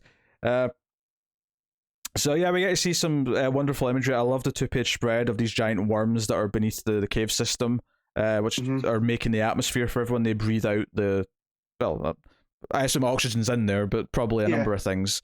Whatever makes up the atmosphere, like you said. Yeah. So I like these. I love that this has been set up because later on this might be very relevant. Actually, there's these giant worms down here that they might use for something. But Superman actually gets a little bit of his powers back from some of the rock down here, some of the walls, because it's like the that piece of rock that landed on Earth from before Warworld started. Genesis. Yeah, Genesis. And he actually hears, his super hearing kind of kicks in a little bit again. And he hears something, and he's like, oh, we have to go back, something bad's happening. And of course we see some of the Warzone goons like coming after the siblings. Basically, at the end of the scene with Mongol earlier on, he said, "Look, we still have to punish Superman for his insolence." So the idea that he's coming after some of the other prisoners that he's grown more attached to, or that he seems to care about a little bit more. So, we're setting up this threat and giving us this big cliffhanger here at the end where these siblings are in danger. So, will Superman and the other dude get back in time to help them? Will someone else come? I assume someone else is going to jump in. I'd like to think that's the... Yeah, the idea that he's inspired someone else to stick up for them. Right. Yeah. But maybe that's the point, is no one does because he hasn't inspired them enough yet, because we're still, relatively early in the journey. Yeah, and obviously there is also a message earlier on about Midnight, or like he's going to go after the Star Forges. Yeah, the cores of the planet, which will crumble the whole thing. And Superman's like, no, we have to convince everyone. We have to break them out of this. Because he told him specifically not to do that. Because Midnight is a little shit. You cheated on me when I specifically asked you not to. Right, and so that's why it's an office reference for anyone. That's why the Philosian dude. That's why he takes him down to show him the Genesis rock embedded. Because there's other ways, and it seems they give Superman a charge, right? Like, so that could most likely be important later on. But I also like here that Johnson's put Superman into a spot where he needs to not have powers to inspire, right? Because if he has his powers and just can fight Mongol back, it won't solve anything. It's not going to solve anything because he has to show the people he's like them. It's hitting a lot of beats of my favorite Superman story, which is Superman and the Legion. Yeah. So it's this Philip Kennedy Johnson guy seems to really know what he's doing here. Not too shabby, is he? No. Yeah, I think what's interesting about this issue compared to the last one. The last one was a lot more. The last one was less plot in a weird way, and it was more about just kind of like how Clark's feeling in the cells, and it was showing you this ritual of like the last monster of this race dying and stuff like that. It was a lot more kind of like flavor stuff, and I don't mean that in a bad way. It was a really good issue. Whereas this one's a bit more straightforward plot, and okay, we're establishing characters that he cares about. We're establishing some of the different parts of War World that we can sort of use later, whether it be the worms, the Genesis rock, the light ray stuff, like all these other elements. Now it's starting to. This feels more like a traditional story in that sense.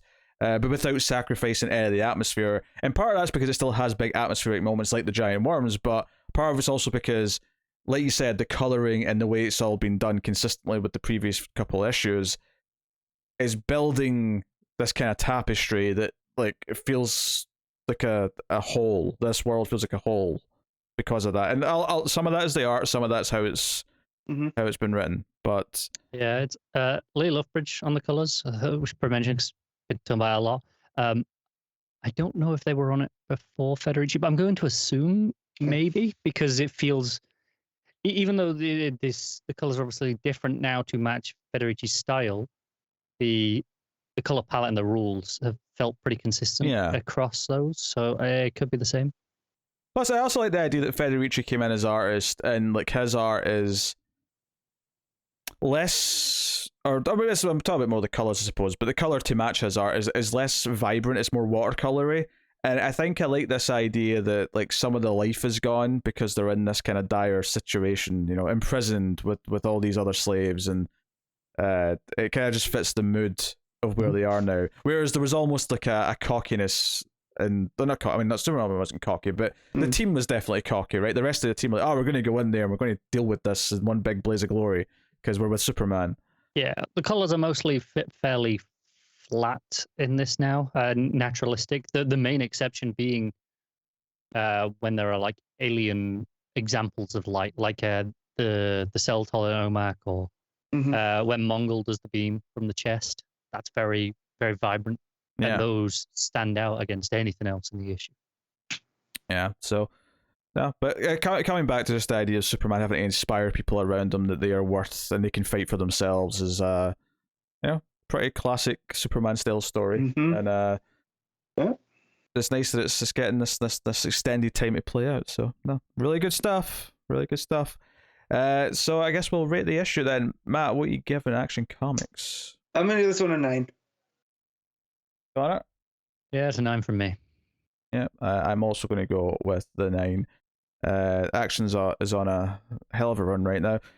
So, good stuff. Robin, issue 11, Joshua Williamson writing with Gleb, Melnikov on the art. I mean, I want to jump straight to it, but hell of a cliffhanger on this issue. Yeah. Hell of a cliffhanger.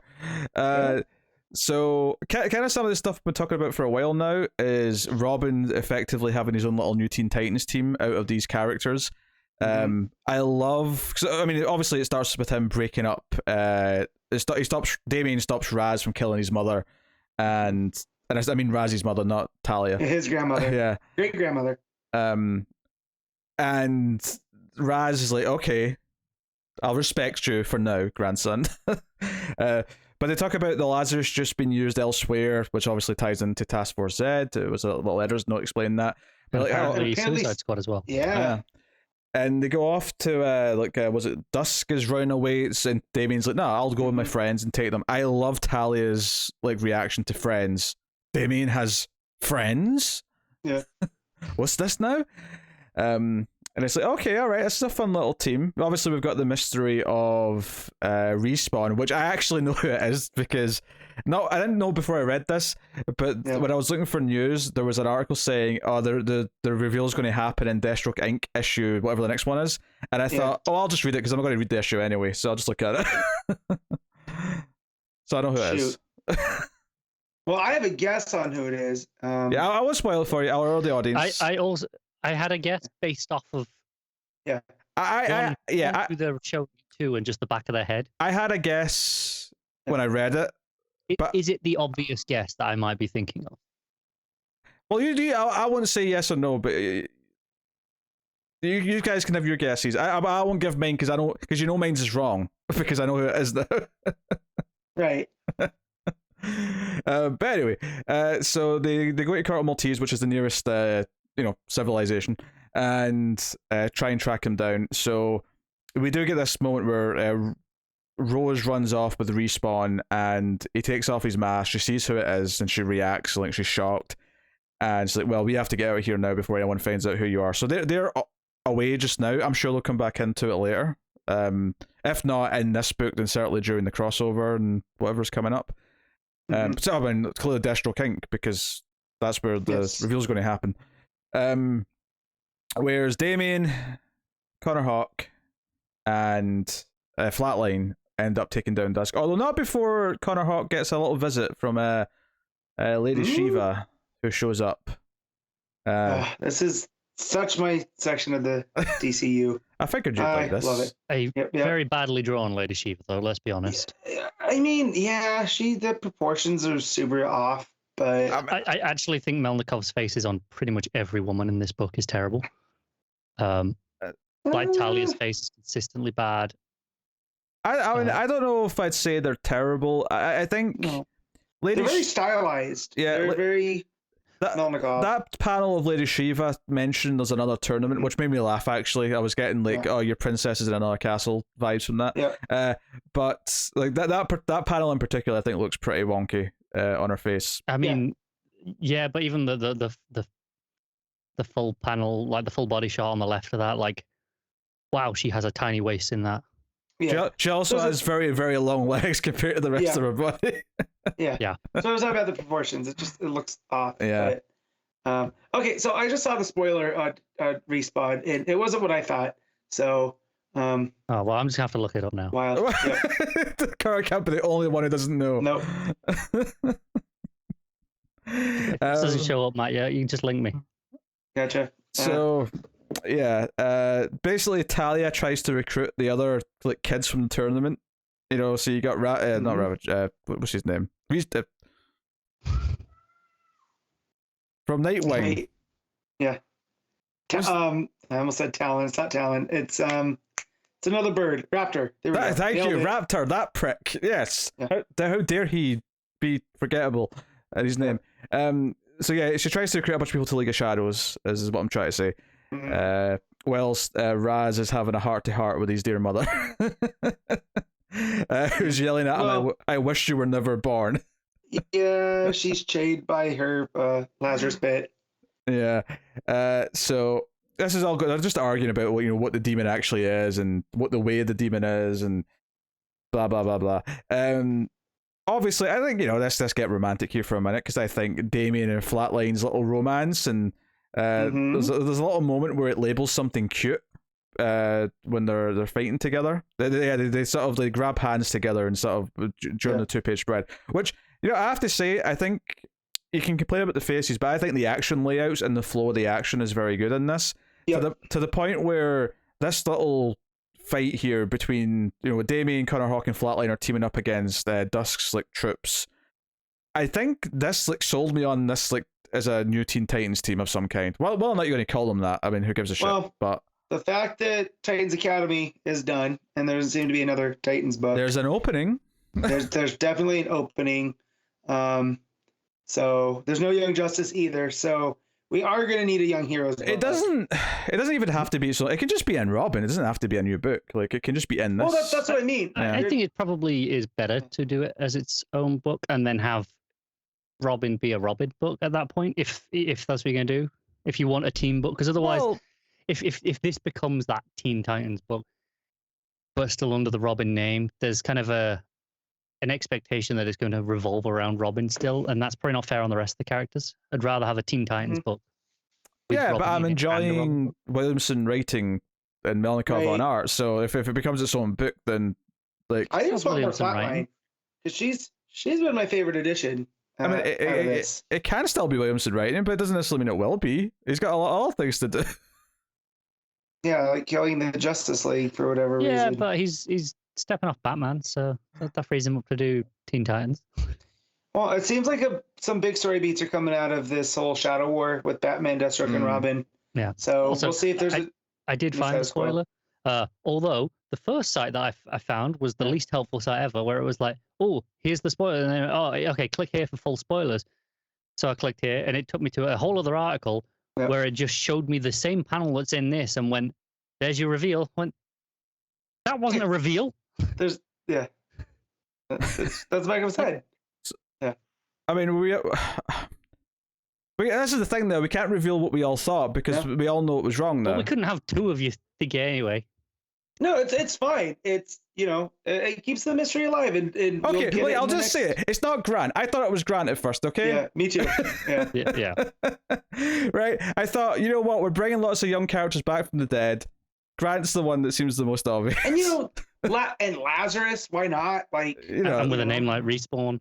Yeah, there you go. Respawn, but yeah. But it's not. It's not Grant. Not Grant. But we won't spoil it. We won't spoil it. Next one's Deathstroke. Just give me a book with. It could just be in Robin, but I want more Connor Hawk. I want more Flatline. Interacting with Robin. I love their dynamic. I will say I am more. I think this stuff, because it is maybe some of the most stuff directly leading into the Shadow War crossover, and because I'm also enjoying his Batman, I am feeling fairly okay about the crossover, even though I'm going to have to read some Deathstroke Inc. as well, because I feel like Deathstroke Inc. is probably going to have to come back more into what the other two are doing, as opposed to the other books becoming what Deathstroke Inc. is. You mean Deathstroke Inc. has to stop doing its nonsense? Yes, that's what I'm saying. Exactly what I'm saying. So maybe it needs that focus, because that book's wild. We'll get there, but I guess what I'm saying is I feel like out of any of the books, Robin feels like the one that's the most relevant to Shadow War because of all the league of various forms and Talia, Raz, Batman's Damien. just Batman. Yeah, Batman's Batman. So, but yeah, and obviously after they win this fight and all the rest of it. I also love when Talia shows up and says, your friends did good work, Damien. I love that friends is bolded again. This idea that Talia still isn't comfortable or used to the idea of Damien having friends. Well, she shouldn't be, because, when you think about it, he is his father's son. Batman does have friends. So it was going to rub off on him sooner rather than later. You're a hack for using that phrase, Matt, because a couple pages later, there's a great use of that line from Raz. Because Damien's with Flatline, he's talking about the Mangay Lakes, whatever. But they end up kissing, right? And it builds up to, you can sort of tell it's going up to a kiss, and it feels earned because it's felt like they've naturally had this chemistry since early on in the book. So it's this big thing. There's fireworks going on because of the party, and Kurt Maltese behind them. And Raz, almost out of character here, but it was funny that I'm letting it slide, where he just sips a drink and says he really does take after his father. Definitely like drinking like a Mai Tai or something. Yeah. You know what, though? This goes in with the dude version of Raz. I read this version. In Bridges' voice. I love this idea that Flatline, in many ways, you could see parallels to Selena, and this idea that Raz is recognizing that, and he's like, because he's not even mad, he's smiling as he says it. Yeah. And Talia's like, I don't know, horrified that her son has found romance. I think the implication there was more being reminded that Bruce didn't choose her. Oh yes. True, okay, I see what you're saying there. The idea that this is he's like his father and that he picks Selena like. Right, yes. Not someone like his mom. I just wish that instead of her doing it was Damien's, tut. That would have been funnier. Yeah. I love the idea that some Talia and therefore some mothers in the real world actually hope that their sons will find a wife who's like them. And I believe it exists. I do believe it exists, but it's weird. I know it exists from talking with some friends. I get the logic of, in a non-creepy way, I think the logic is supposed to be they think they're a good person, so they want their kid to be with someone like them because that means they're with a good person. Yes. I'm assuming that's the logic of it, right? But most of them are lying to themselves. They're horrible people. I mean, most people are. True. Yeah. The last thing I think most people want to do is like bring their new partner to meet their parents, and then start to notice that they're very like their mother, or vice versa. There's a very good episode of How I Met Your Mother about that. Okay. I'm not a big fan. What can I say? It's a great episode. Yeah. Also, Flatline doing the little bat ears when she says you're going to go see your father. But Damien, so the cliffhanger of this issue is that when they're all separating to go off and do their own things for at least for a little bit, Damien, not for long because Shadow War starts very soon, but Damien pulls out the vial of Lazarus resin. Mm-hmm. And he says, "I've something I've got to go do." And the final page is Alfred's tombstone with a lightning strike behind it. I have to, because one, I think if Alfred was coming back, we'd know about it already. That's fair. I think the reason why I like this as a cliffhanger is not because I necessarily believe he's going to go through with it, or that we're definitely getting Alfred back, or anything like that. I like it because it makes complete sense that Damien would want to do this. Oh, it does, absolutely. And we've been seeing, him talking with his version of Alfred the whole book. And I think ultimately, the next issue, what I hope it is, what I would do if I was in this scenario, is an entire issue of him at Alfred's grave talking to his version of Alfred, and ultimately being convinced that bringing him back would be wrong and he has to learn to let him go. Maybe. That is my perfect issue 12 of Robin. Or Williamson goes, it's not Gotham without Alfred, so I'm bringing him back with Lazarus juice. Suck it, bitches. Or we do he comes back wrong, kind of, where he's Alfred zombie comes out. Pet Cemetery. Sometimes that is better. Pet Cemetery's not a great movie, and then the remake is even worse. So, book's all right. I just want to say sometimes that is better, right? You got to name any names? Huh? Sometimes that is better. Have you name any names? No. Of people that you think would be better off dead? No, isn't that a line from Pet Cemetery? It is. I'm just spinning it into because it sounds like you're saying sometimes dead is better, depending on who it is. No. I'm trying to make Matt be controversial, and he's just not. He's not. I like how I threw out a really good, not controversial topic, name, but it was just completely glossed over. Yep. Aye, well. What name did you say? It's just funnier. I'm not gonna say again. Look, you're welcome. It's funnier this way. For the smoke screen. Yeah. Well, how bad was it? Should I be editing this out? I'll leave that to your discretion later. Hey, okay. Pete, he didn't implicate us. He implicated him. It's fine. All right. Okay. Whatever the consequences are, point to the ginger. All right, Matt. What are you rating, Rob? I'm giving this a 7.5. Okay, Connor. I think I'll probably just give it a 7. It is good though. I knocked it down a little bit for like some wonky faces and Shiva. Although just to be one good thing about the art, and to be fair, the 2-page sequence of them fighting in Court of Maltese is phenomenal. That stuff is fantastic. I'll be the high guy on this then. I'll say 8, and I think I do agree. Some of the faces are wonky, that particular Shiva stuff especially, but I think a lot of the art is still really good. The action layout is good. I think the kiss is good. I think Raz pretty much always looks good, and maybe it's just because he's just good at drawing people with beards because it obscures the facial features. I think it helps because, like I said, I think Talia looks weird. In almost every. But Connor said he wants to see Lady Shiva with a beard. She'd still kick your ass, so it's fine. Yeah, 100% she would. You mean like Aloy from Horizon? So don't now you're saying controversial things. It's only controversial if you're an idiot and don't know what peach fuzz is. Yeah.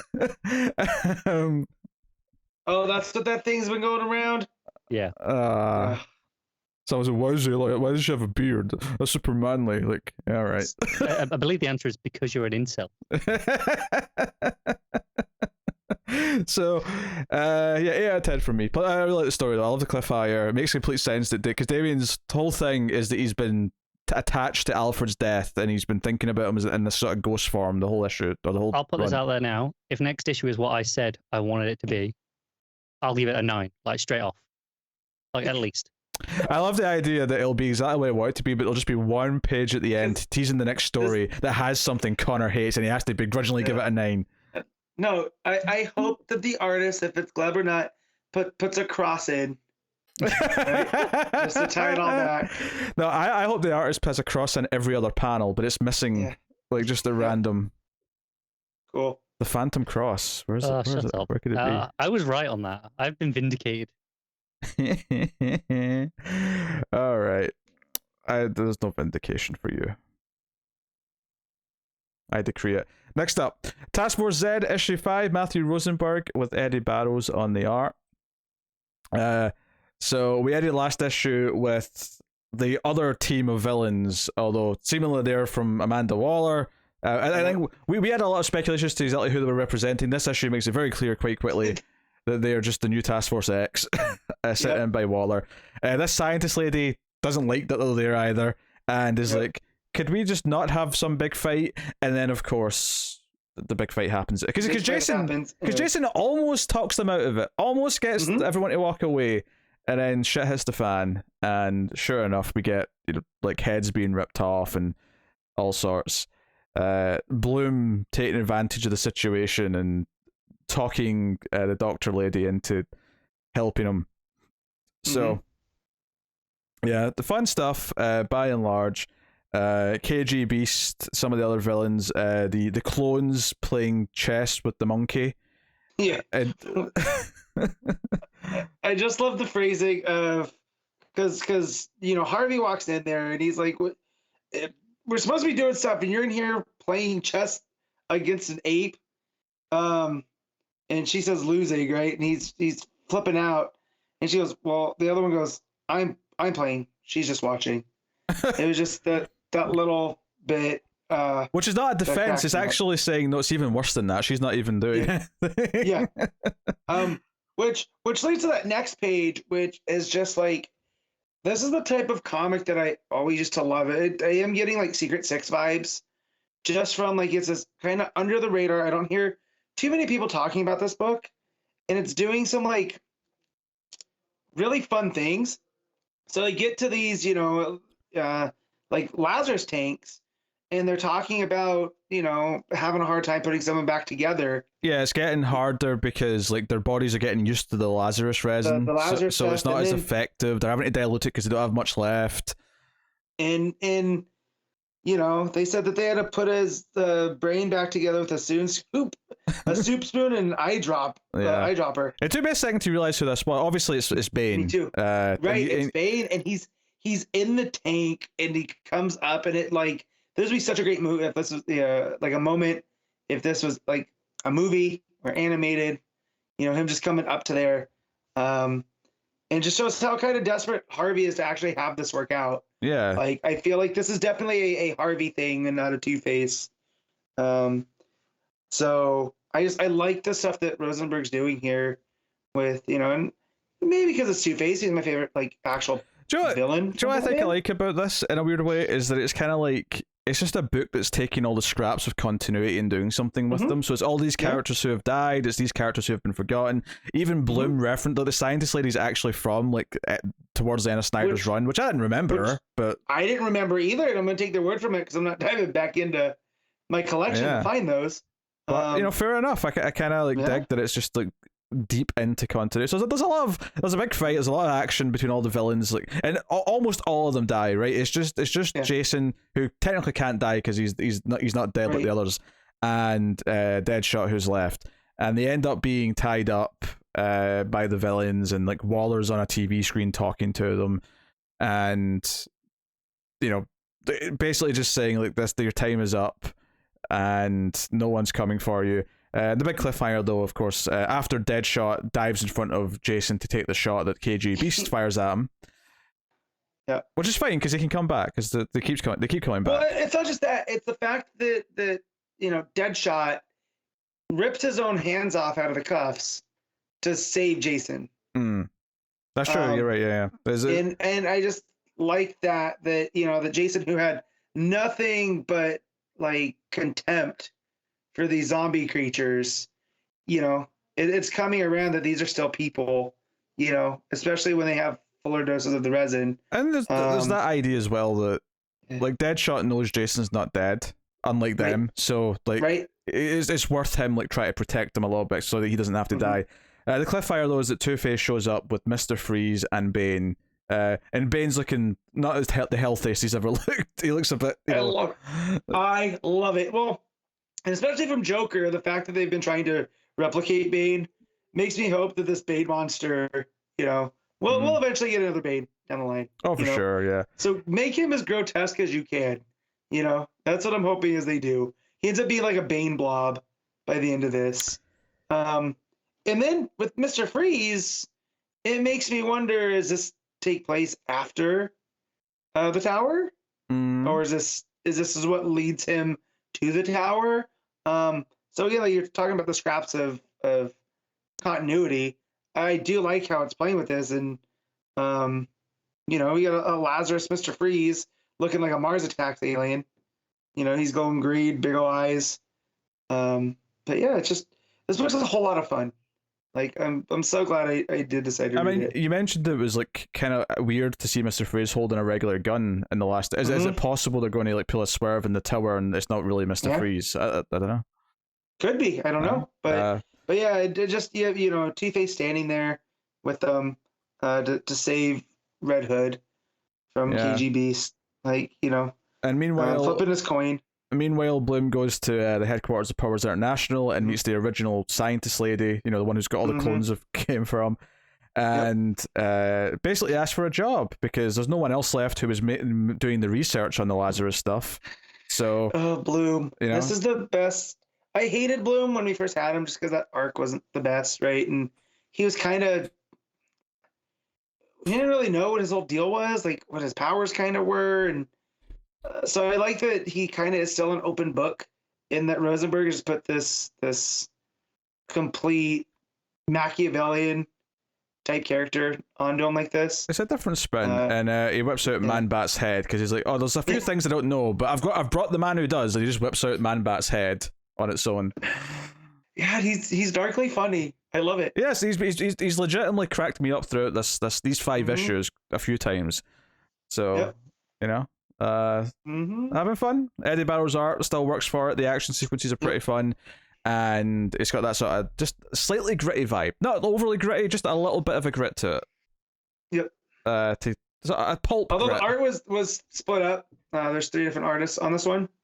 But you can't really tell at all. It's all very. It's pretty consistent. Yeah. Yeah, it's all consistent. So I would say if it was all Barrows, it's not the strongest, but knowing that it's the 3, it's this weirdly where it flips, to where if it was him, you'd be like, oh, it's kind of looking rough. But the fact that it's 2 other artists with him, I think it ends up, really pulling together cohesively. Fun time. Matt, what are you giving Task Force Z? 7.5. 7.5. Yeah, I'll 7.5 too. I'll have a hard time agreeing with that. It's not the best book by any means, but it's doing a lot of fun stuff and playing with a lot of characters, so good stuff. Deathstroke Inc. issue 6. Matt, you're on your own for this one, I think. Let's cover it. Yeah, tell us how terrible it is. Made a big mistake. So King Deathstroke now, because he's sitting on a throne. This book makes no sense. Just in the, I understand that Williamson wanted to set up his own thing, but it really felt like at the beginning this was going to be Canary and Slade setting up with Trust, but it just kind of gets all that out of the way now. And it was almost as if the first, what issue is this? 6? It's almost as if like the first 5 issues were just a prelude to now the story that he wants to tell, which is a weird thing, because this really felt like it could have been 3 issues worth of stuff.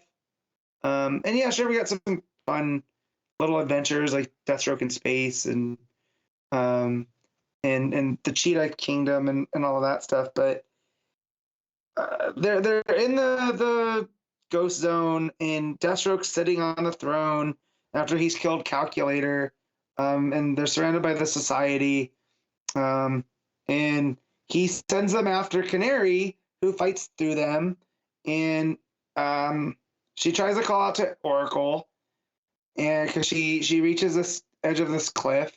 Well, she's not in the Ghost Zone. Excuse me. They're back in that castle, and she's trying to get to Canary. Deathstroke shows up and is like, oh well, I'll call him off. You've earned my respect and whatnot. And that he said that she's all confused by this. He's like, well, you heard what Calculator said. He's done all the math. It's good versus evil. It's not that simple. We don't want to have another, Legion of Doom situation. So the best way I can do is take control of it myself. And at the beginning, I said that, I had to make a choice if I want to be good or bad. Well, this is me. If I want to be a hero or a villain, and this is me making that decision. But I want you with me. We need a balance. And she turns him down and dives off the cliff into the water. Whereas I think it's Count Vertigo comes up and starts yelling at Slade. He turns around and just shoots him, which again is funny. But Canary shows up with the Hollow Justice to the Justice League. She's all looking all rough and beat up. Tells them what's going on. They storm this castle. They're gone, of course, but they have left a photo, like a painting on the wall, and it's teasing their history that they were on. Him and Slade and Canary were on the same team way back. That's what the whole Team 7 book. So I guess Williamson's pulling from that, but it's a picture of them. But he's left the mask over Canary's face, and that they need to, locate him before this gets out of control. So the Slade takes the Society into Zandia, which I think was the country from Batwing, and forces them all to suit up into like Deathstroke-like suits. He's sitting on this throne, and it goes to 2 shadows up on a roof, and it turns out that it's Ravager and Respawn, and that every once in a while Deathstroke goes nuts, but he needs his family to pull him back from the edge, and it ends with them. And yeah, knowing now, because I read this before I read Robin, just to get it out of the way, because it's like pulling off a Band-Aid at this point. Knowing what I know now about who Respawn is, this kind of muddles things a bit. The talk of family having to pull him back in. So I'm curious to see where that plot line goes, which I'm sure we'll get in the next issue, which I'm going to read because I hate myself. I'm in for Shadow War. And then come back, can you? No, I can't. I've done this before. But yeah, the art is Pantalena, which is very Howard Porter-esque, but like kind of everything I don't like about Howard Porter. But as you said, Connor pointed out, it's also a little bit like what's his name from Sideways? Rocafort. Rocafort, yeah. That's how I always described him during. Yeah, heavy lines. The faces are very angular, and just it's Rocafort, but Rocafort has a sense of motion that makes things flow. And these are very stilted and posed, and yeah. So like, I'm not enjoying this book. Just the going from reading this to some of the other Williamson stuff, it's like whiplash, because this is like the writing on this is not good. Everything moves so quick, and it just seems like Williamson's pulling stuff out of the top of his head. And like when you read Robin, it feels like there's a plan there. And here is like, I understand that the point was to set up, trust. And the book was always called Deathstroke Inc. But it just felt like he's just pulling this, now Slade's going to run the society. And that's what Deathstroke Inc. is. But he wants to set things on his own terms. And I just hope Shadow War clarifies a lot of this, because I can't imagine the League coexisting with the society. Like they seem to be wanting the same things, so I don't know. Just when I think like I want a Deathstroke book, it goes, is this, as Connor handed it earlier, nonsense, and it just bums me out. I like Williamson and I like Deathstroke, and Canary, it's a character that I want more of, and it's just, this is a mess. So yes, I will keep reading this so you guys don't have to. At least until Shadow War starts. In which case, then we have to. Well, I mean you guys. I also mean the listeners and viewers. And they all have to as well, because so I'm reading Batman. Yeah, I'm gonna do this 4.5.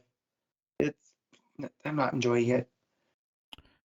Well, that is pretty hard. Rare low rating from Matt. That. Yeah. His average finally going down a little bit. It's nice to see. All right, next up, we have DC versus Vampires, issue 5. This is James Tynion IV with Matthew Rosenberg, and Otto Schmidt is on the art. And Simone DeMeo. And we ended last issue with the Justice League showing up in the Batcave, the rest of them believing Hal and Diana that Batman and Oliver were responsible for the death of Barry. And pretty much all of this issue, more or less, is the fight that takes place in the Batcave and the ups and downs of it, and how Batman and Oliver eventually get away. They try and obviously stick up for their side of this. Batman, controversially perhaps, seems like he's about to prove it to Cyborg that he's got some evidence, but instead just uses the chance to shock the shit out of Cyborg so they can, make their escape. But it's also very Batman still. Oh, it is very Batman, I'm not denying that. He knocks out all the power in Gotham, which, when you're dealing with an infestation of vampires, is not ideal, So maybe he overplayed his hand here. It's not ideal, but also they're not hurt by the electric lights anyway, so... Well, that's what I mean, but, you'd want to see them coming, So... Well, that's what torches are for. Yes, but Batman, the vampires may have adopted the dark, but...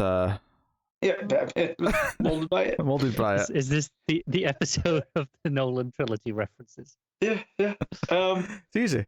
On the art, it's nicely split up. It's these Suicide Squad scenes where they're hunting the Joker that are in the different art style by and large. So, which was the first page, and I was like, "This isn't Schmidt." Like immediately, that's what I said. I was like, "You're wrong. I like it. I like Simone DeMeo. I'm a fan." But immediately, I was like, "This is not Schmidt." So, I know Tynion plotted this, but I want to know how much control Rosenberg's doing this, because like we've gotten a vampiric Gorilla Grodd, and now we had a vampiric King Shark. From what I gather from Tynion's newsletter when he was talking about this, is he basically had an outline. He didn't even he didn't plot issue by issue. I don't think he kind of had. Here's the story. Here's the major beats.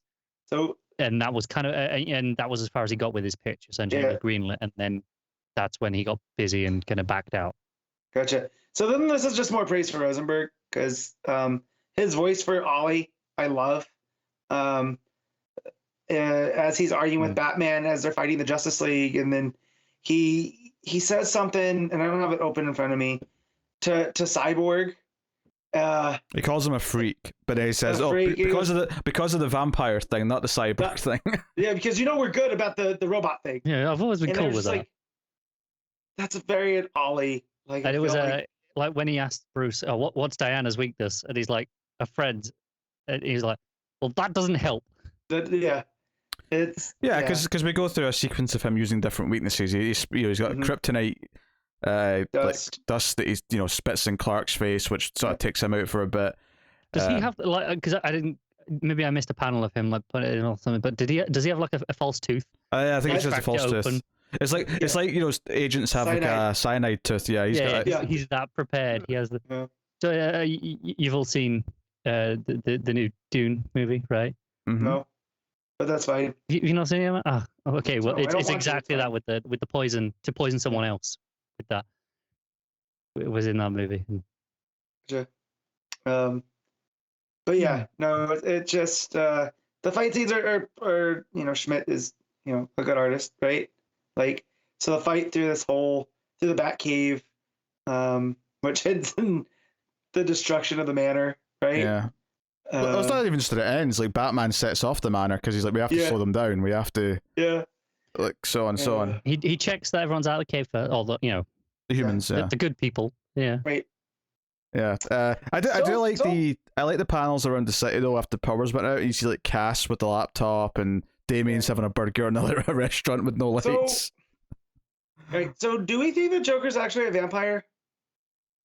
Well, that's the thing. They're playing it close to the chest here. So I think the characters all seem to think he is, which makes me think he might not be now. But they could go either way.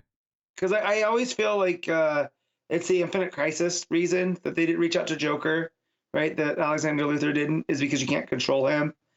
And I feel that's what whoever is running the vampires would feel with Joker is like, that's the last thing we need. Yeah. Is a Joker running around with vampirism. Do you think Joker knows the dinosaurs are real? Yeah. He might be the one that started dinosaurs aren't real. He might have told Harley that in the first place. Yeah. So, but yeah, no, this is just I still can't believe we're in a time where we have a DC versus vampires book. Like, that's just wild, and it's pretty good. So yeah, it's we were talking about this list. We got the Justice League, Jurassic Park. We got the Mecha DC stuff. It's all. This is just another one of those where it's just, hey, let's just do a stupid concept and have fun with it. If the others are half as fun as this, I'll keep reading them because they're just something nice and different to have alongside the main books. Some things glossed over though. Batman sends Martian Manhunter somewhere in space with the teleporter, and then destroys the teleporter. So that's what gets rid of him. Batgirl, meaning Babs, does show up to help the Suicide Squad when they're in their pickle with Vampire King Shark. Like you said, there's a running joke with Harley not thinking dinosaurs are real, like vampires. We also see Wonder Woman, because Hawkgirl actually sees evidence of Wonder Woman being a vampire, and then Wonder Woman kills her. So we get that dark little bit of scene in the fight, and it's all bubbling up. Ollie not taking the shot at Hal for the first shot. He's like, he's just like, I because Hal's like his best friend. He's like, it's like maybe I'm missing something. Maybe there's another way out. He's like, you missed. That's not you. I like that page too. Because he says to Bruce, that's totally you, and then he goes, that's not you, to Ollie, and that was such a good moment. Yeah, Damien and Tim ride in the motorbike to help them out, and then they all escape the mansion together as Batman blows it up behind them. So the cliffhanger, though, is that Hal and Diana are left standing there, and Superman's just kind of getting back up, and they're like, "Oh, don't worry, Clark, we've got you now." And it's the red glowing eyes and the silhouette. The idea being that they're about to try and turn Superman into a vampire. Yeah. So I'm still. I hope they have a plan for this, because being that Superman is a living solar battery, it seems like even if they try to turn him, I don't think.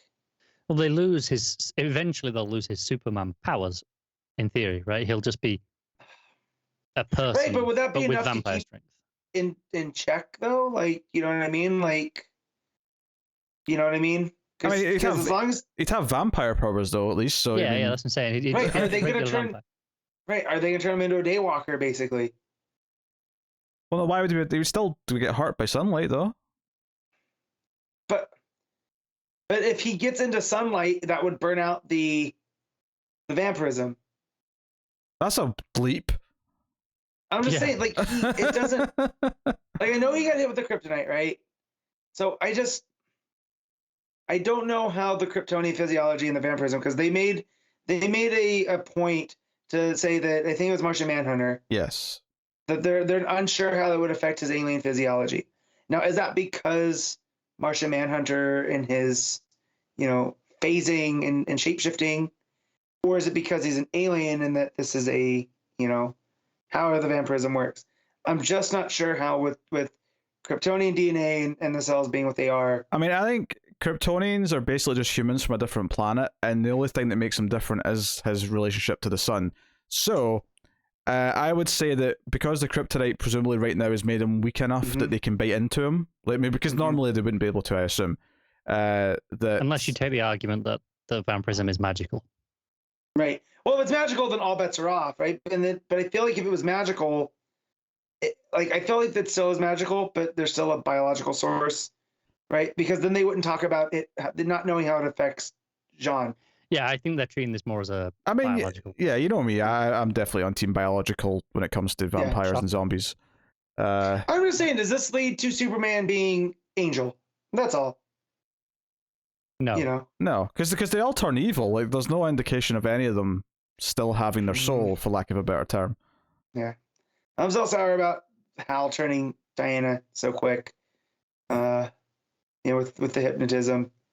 And, not losing Clark, damn it, not without a fight. I mean, the truth is, we don't know how his body will react to it, or what will happen if the sun hits him. Because the sun makes him stronger, but now he's going to have this new thing in him that he's now allergic to the sun. Right, which is why my assumption is he becomes a vampire, he can't go in the sun, his powers fade because he's not getting recharged by the sun, but he has vampire powers, like standard vampire strength and whatever, but he doesn't have his Superman powers anymore. That would be my assumption. Yeah, the idea that he goes out into the sun and the sun just kind of like burns out the vampire disease, for lack of a better term. Like they might go that route. I think that would be a little hokey though to do that. I just think we're gonna get a scene where they try to turn him and they can't because of alien. I think they don't, because I think it makes this story too easy for the good guys if Superman is because at the minute the fact that he doesn't believe that they're vampires is what's keeping them in check. Right. If Superman's like, oh, they're vampires, I'll go stop them. And I know you can say that about any story, but this story has very pointedly made a focus of choosing to follow Batman, the Bat Family, Ollie, Dinah, characters. The more human heroes, powers, right? The underdogs. As soon as you give them Superman, the balance of power completely changes, and I think I don't think the story holds up as well in the back half if you do that. So I suspect that they can't really. Maybe Superman just tries to go in the sun because he has to recharge and it kills him anyway. Like maybe that's how you do it. I don't know, but I feel like you can't just have it burn him out and then he's back to normal and still knows everything, because then you gotta have another way to put Superman back in the box. The most likely outcome, I would say, I mean, not necessarily from a writing perspective, but just if I'm thinking about in the context of the universe, I would say that if someone tried to infect Superman or make him a vampire, I would suggest that because his body is solar powered, that his body in some level will just reject the virus, because because that's what I'm thinking. It just won't play nice with it. It'll just like react to it. Hell, you could tell me that it'll just instantly kill him because his body just won't be able to like decide between the two. It'll just instantly be like, oh, these are all solar powered cells and we are vampire cells, and that just like, oh, it turns out that was the quickest way to kill Superman. He's trying to turn him into a vampire. I don't see it going that way, but I could understand the argument for it, is what I'm saying. Fun issue, though. Fun issue. I think the idea of like treating the fact that they have to hold off the entire Justice League on their own, Batman and Green Arrow, like given that whole issue to sort of sell how much of a fight it is, and just how much they barely get out. And obviously Oliver cracking jokes that Batman's got a plan in place for all of them is just kind of fun stuff. Mm-hmm. So, decent time. And some of the world building around the other characters on the outside, also decent. All right, Matt, what are you rating DC versus Vampires? I wasn't a big fan of the other art. Like, it's not bad, but I, want more Schmidt. So probably if it was all Schmidt, I'd give it higher. But I'll give this an 8. Still relatively high, Connor. Yeah, I am a big fan of the other art, and I'm still going with an 8. Yeah, I had a fun time. I'll go with it too. Let's make it a straight 8 across the board. All right, there you go. DC versus Vampires. Next up, The Human Target, issue 5. Tom King writing with Greg Smallwood on art, and this has been a my cue to go make a drink. You're gonna be a while. I mean, yeah. I mean, I'm getting hungry, so yeah. But Matt, never start a conversation with a reason why it won't go long, because it always goes long just to spite you at that point. Yep. Fate just steps in. I'll get up and leave at a certain point. So, but yeah, let's Human Target and how much of a mind trip this one was. I had to read it twice. Well, so I got the full effect. It does have an interesting concept for how this issue is structured. Yeah. So, what this is the idea that obviously Christopher Chance, along with Ice, go to meet J'onn J'onzz, right? They go to meet Martian Manhunter. And the idea is that the entire issue takes place in the space of a few seconds whilst he's passing Martian Manhunter the salt. He says, can you pass the salt? He's passing it. And then we go into what turns out, because at first it's a little confusing because you're like, wait, what's happening here? Because it's like, it's like remembering the night before when Ice and Christopher Chance are in bed together, and he references that a couple of times, but then he switches to Martian Manhunter, and you're like, wait, what's this saying? And then it sort of clicks, and you get that, oh no, this is Martian Manhunter looking inside his head, and that's why he became him in the scene, because he's sort of like looking into his head and like sort of reading him. What this issue does is that it gives us a backstory inside his head, which is where Christopher Chance first interacted with a telepath, and how he learned how when a telepath invades you, you can also read them at the same time.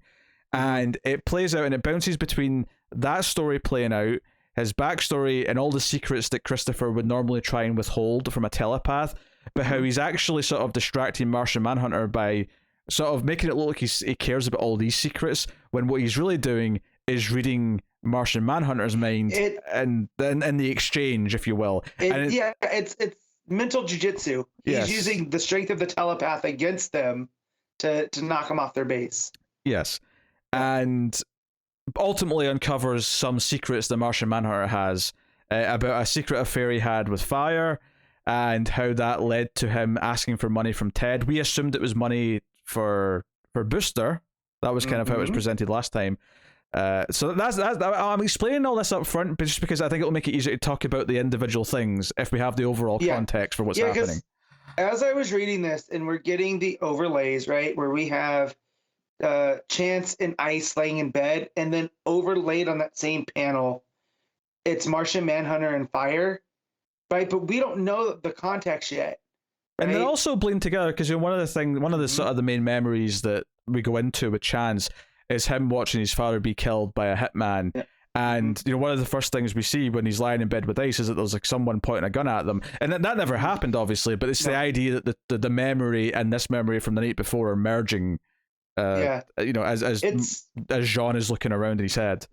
Yeah, I remember in my English class learning about the writing style of the stream of consciousness, And I feel this is a comic book version of a stream of consciousness story, because it's just kind of as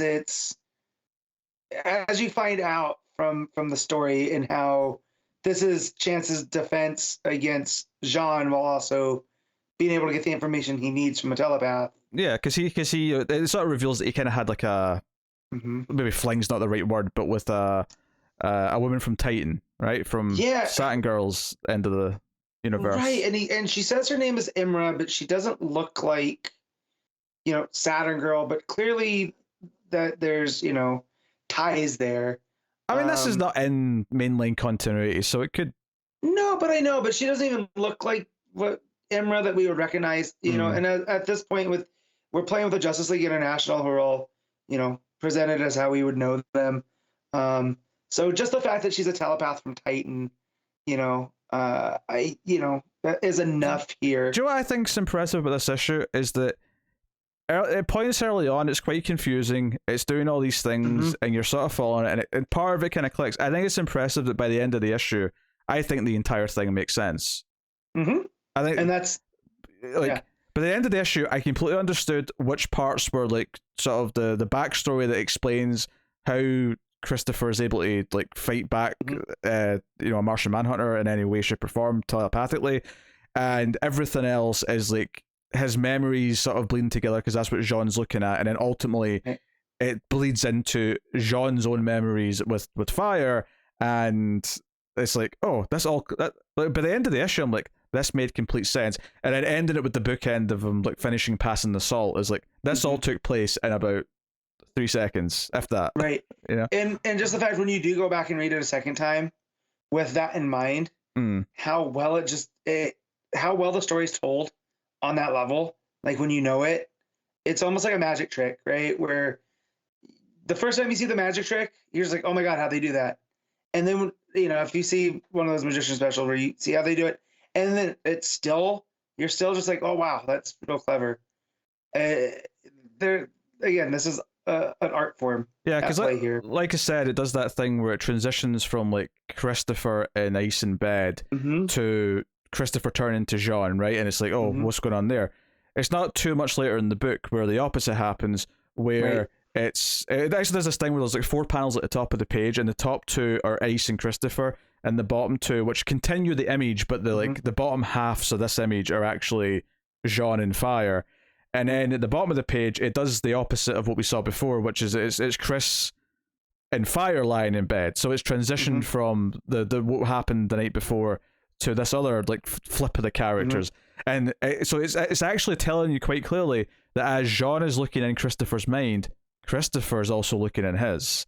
Yeah, right. And really smart. Once you know that too, and then you see how the panel's divided, like it's very symmetrical. But yeah, and then the backstory to how that is intercut with the story of his dad and why that's the memory that he uses, is that you basically you make them think that this memory is the most important thing, because then that makes them focus on that, which leaves them open. Yeah. So which then we get to the memory of how he learned how to do this from the telepath from Titan. Just before we move on, but I was done the backstory with his dad. I didn't really know too much about his origin, Christopher Chance. The idea that he tried to jump in and like take a bullet for his dad, but then his dad get killed anyway, and this is like him saying, well, I tried to be the target for him, so I will now be the target for other. Like, I don't know. It made me chuckle in a weird way. Yeah. Well, that's a very Silver Agey concept, right? But yeah. So it's good stuff. So you get this backstory where he's been trained by her how to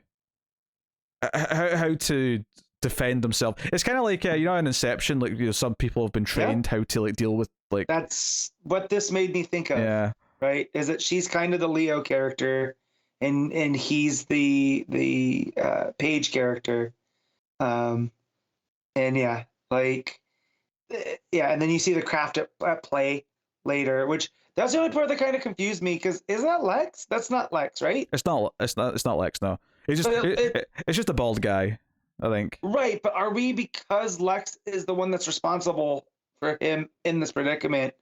Is that like his?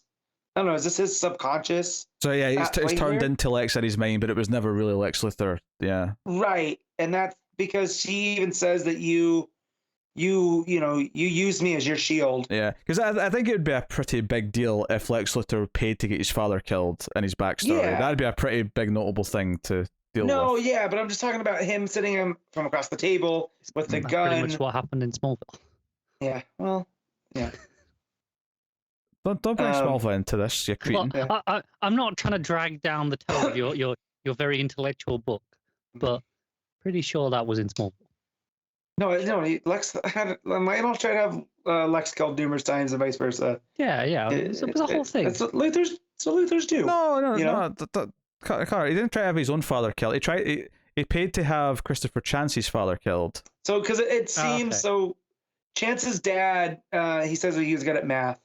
So at first I thought maybe it was like a gambling debt type situation because he says, "Oh, my dad's good with numbers," blah blah blah, and it comes to turn out that he was, something to do with some major, I would guess organized crime type deal. But the guy ends up looking like Lex, and it was just also just that person having the key to the spaceship, right?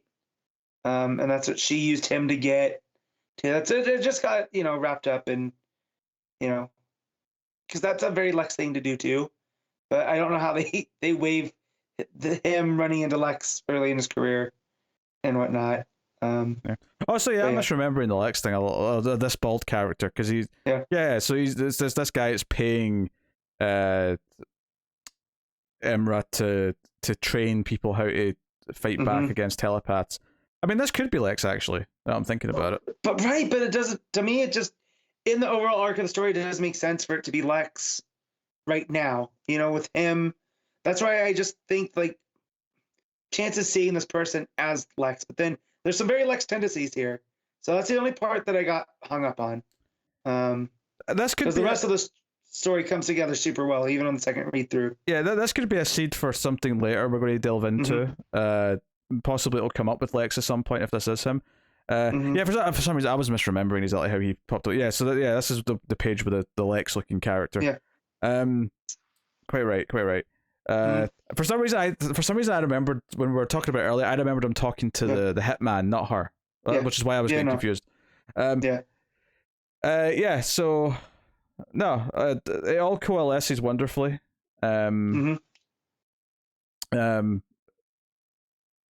Yeah, it's hard to say. I'm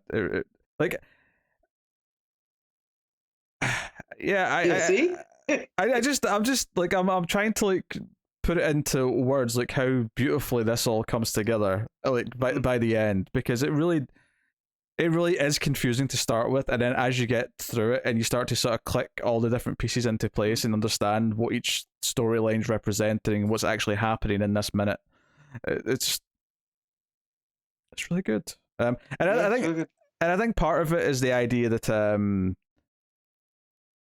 I would really question who some of the characters are like towards the end as they're talking to each other. Like, are they the ones that are being represented as, or is this like stuff in the head getting switched around with whoever's more relevant to them at the time, or whatever? Yeah. I don't know. Right. So yeah, I'm curious if people want to tell us in the comments, do you think this is Lex who hired her to train him, and then Christopher kind of flipped it around on him to get the key thing for the spaceship? Because it seems like the guy dies at the table with the blam blam, and then he slumped over. Which is probably why I didn't think it was Lex after I read it. And that's but again, him having a key to a spaceship that will take her back to Titan, very Lex. So I don't know. I also the other thing that stood out here is the Jean and Fire relationship. Knowing that Jean is, that's his weakness is fire. That's kind of funny. Yeah. It thematically makes sense as well. The idea that like the person you love is your weakness. That is something. And it seems that's what Chris Christopher Chance's weaknesses right now too is Tora, right? So like, and he has a thing for wanting to help these women because there's a lot more than capable. Yeah, there's a lot of narration early on, which it is kind of unclear if he's talking about Ice or if he's talking about Imra in the flashback, because it kind of like they blur together. But he's talking about like don't show that you care too much, like hide it, pretend you don't care. Like he's saying things like that. I mean, I think the answer is yes, because this is his theme. Yeah. And that almost like he got used, and I feel like they're hinting at later that maybe Ice is using him again, or that's just a red herring, and they want us to think that because. And to be fair, like in the flashback story, well, she does want something from him, and he helps her.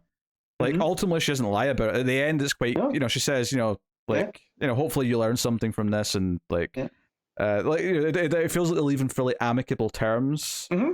So. Yeah, man. I don't know, but it was excellent. I mean, last issue was so good because of the build up to the actual like love scene, if you will. And the facial expressions, like that was really good in a straight story kind of way. This was a very good, like, not dream issue. That's not right, but you know what I mean? But it is. It's very ethereal because it's hopping between, and it's unconventional, and it's jumping around, and you have to sort of piece it together as you're going. But it does work really well once it kind of clicks what's going on, and you sort of like it clicks better and better as it finishes. Yeah, it really is impressive how much this makes sense by the end. Mm-hmm. Yeah, Tom King and these artists just working hand in hand. Like I feel like King really knows how to write for each specific artist, because we talked about it with Shaner and Garrett's, we talked about it with Fornes, we're talking about it with Smallwood. They work hand in hand so well. And here especially, I feel like Smallwood, for all the talk that we say that it's this kind of throwback art, here, just the way that he blends all the different images together, and exactly where they are based off of coloring, and shading and all these other things. It works. Everything just works. Yep, that's very good. And then even just the color schemes again being used here to differentiate which parts of the brain or the real world and which flashback we're in, and just the way it's bouncing around, it all flows very well. And even sometimes it'll like sort of show you that they're blending together, because it, like one will go very green, which is typically the Martian Manhunter and Fire stuff is the green stuff in it, but it'll creep into something else, and you sort of get this feeling. Yeah, and then him and the telepath it's very muted, like the colors are browns and beige and so yeah, no, just again this book. Yeah. So very good. Good stuff. So yeah, it ends with him passing the salt, and it's just this completely innocuous thing. And obviously, he doesn't look like John Jones here. He's disguised as just a regular dude. Someone. Yeah. But that's obviously who it is. Otherwise, the entire story just doesn't make sense. Yeah. Pretty much. So excellent stuff, Matt. What are you giving The Human Target? I'm giving this one a 9. That is fair. I am going to go 9.5. I gave the last issue a 10. I think I like that just a touch more, but there's not much in it, and the book's been phenomenal. I mean, after all said and done, this could be the best crafted issue. But I still think the last issue, with how it played with Ted and them, it's really hard to touch that one. But we'll see. Especially because I know who the next issue is surrounded around. And I'm very excited for that. Who is it, Matt? It's Guy Gardner. I knew. Deep down, I knew. Maybe I should read that issue. Yeah, and then we're getting a 6-month break, so you're gonna get to think about Guy Gardner for 6 months. So that's upsetting. Yeah. All right. There you go. Next up. Refrigerator Full of Heads, issue 4, Rio Ures and Tom Fowler. And I read this, so yeah, I read this. It's wow, it really cranked everything up, huh? Well, I wanted to catch up, but like I say, Elden Ring came out. Elden Ring came out, and also we're recording a day early, and we're on a bit of a time crunch. So, Yep. like I said, did I mention I had to watch Tremors 5, starring Jamie Kennedy earlier? Yep. Well, there is no way Tremors 5 is longer than like 95 minutes. It actually is. It's 100 minutes. Oh, damn it. Okay. So wait, am I the only one that read this one? Yes. Yeah. Okay. So things go from crazy to crazier. We find out that our two heroes work for the Department of Defense, and they want basically they want to get all the Viking weapons back to this lab. I think they said New Mexico. But the gang is determined to not let that happen. So they storm the house. They're preemptively celebrating our two heroes. The biker gang just opens fire. As they try to get in, the lady cleaves off a dude's whole front of his head, which we haven't really seen because everything with the axe up to this point in the two series have been clean chops, across the head to preserve it. So yeah, it just becomes complete chaos and anarchy. It's a gun battle. They pin them down into the shed where the shark head is. And then her partner, the dude, ends up, his name's Cal, ends up taking some bullets.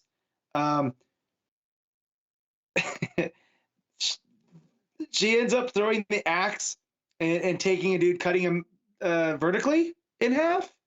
And all he can keep saying is "Mutta." And as he falls into the biting shark's head, his last words are "Motherfucker," which is quite hilarious. I like that just sounds like you said it normally, to be honest. But it's the way that it's written out as because he can't talk because he's split in half. But he's still trying.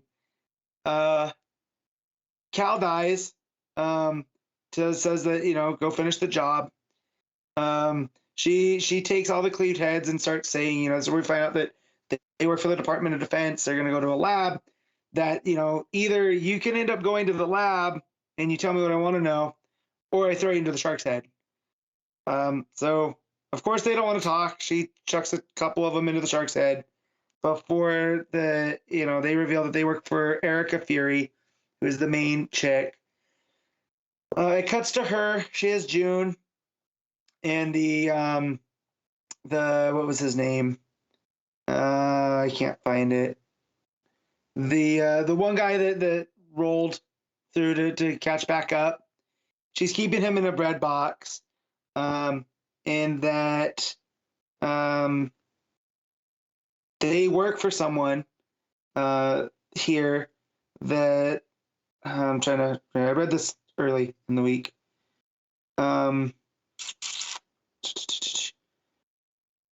Where's it at? For clarity. Anyways, for clarity's sake, turns out that they work for Clausen, the old sheriff, and that he wheels out on a wheelchair and confronts June, and that's where it ends. So the old sheriff that was collecting, that had his Viking weapon collection where the axe originally came from, still against all odds is alive, and he rolls up in a wheelchair to confront June. And that's where we end things. This book's completely wild, and it is kind of the in terms of like a horror movie, this is definitely closer to like Jason Lives, where it's a whole lot of fun. It's still kind of messy, but that's why you like it, But yeah, I haven't got much past that.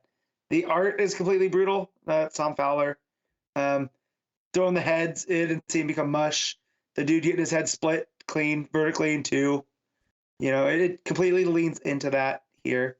But yeah, being that it's yours and not Hill, it definitely gives the book a different vibe still. Down to the kind of cheesy reveal at the end where he rolls in in a wheelchair, just half of his body, that she had cut. It was down kind of sideways, right? So he's missing an arm in his other lower half. Yeah, apparently they fished him out the water. So Pete, do you get caught up? Because I feel like it's going to get more wild. I really like the first two issues, so I really should. Yeah. So, yeah, just get caught up, and I'll give this one a 7. A 7, okay. Nice and simple. All right. Connor is going to talk about his Patreon book. Every month on patreon.com/MailFuzzTV, you can make myself or Connor read a book at one of the higher tiers. So Connor is going to talk about Harley Quinn, issue 12. I hate this book. You're getting your money's worth, at least. Do you know what? The first few pages of this were so unrelated to the cliffhanger of last time, which was the whole train bomb thing. Oh yeah, I totally remember what the cliffhanger of the last issue was. There was a. She was on a train with her friend strapped to the tracks, and there was a bomb on the train, and she had to try and disarm the bomb. Yes. That was the cliffhanger. This issue opens 2 weeks ago with someone dealing with Keepsake and injecting him with something. Someone in a mask that says guilty. It's like a red full face, like luchador mask, and it just says guilty across the mouthpiece, like where the mouth would be. I don't know. It's a new villain, I guess.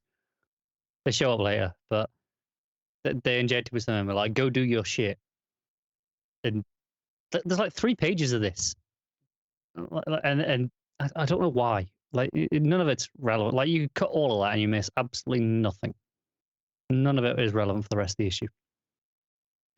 But yeah, you have Harley kind of imagining how would all these various heroes solve this problem if they were handcuffed to a train with a bomb on it and they're going to run over their friends. So you have Harley as Zatanna, in Zatanna's outfit, magicking it out. Harley as Superman, heat visioning the handcuffs, and then Harley as Aquaman just doing something. That's her line. Goes, he'll do something, and it's just a bunch of sharks and dolphins and octopus around her. Disrespect.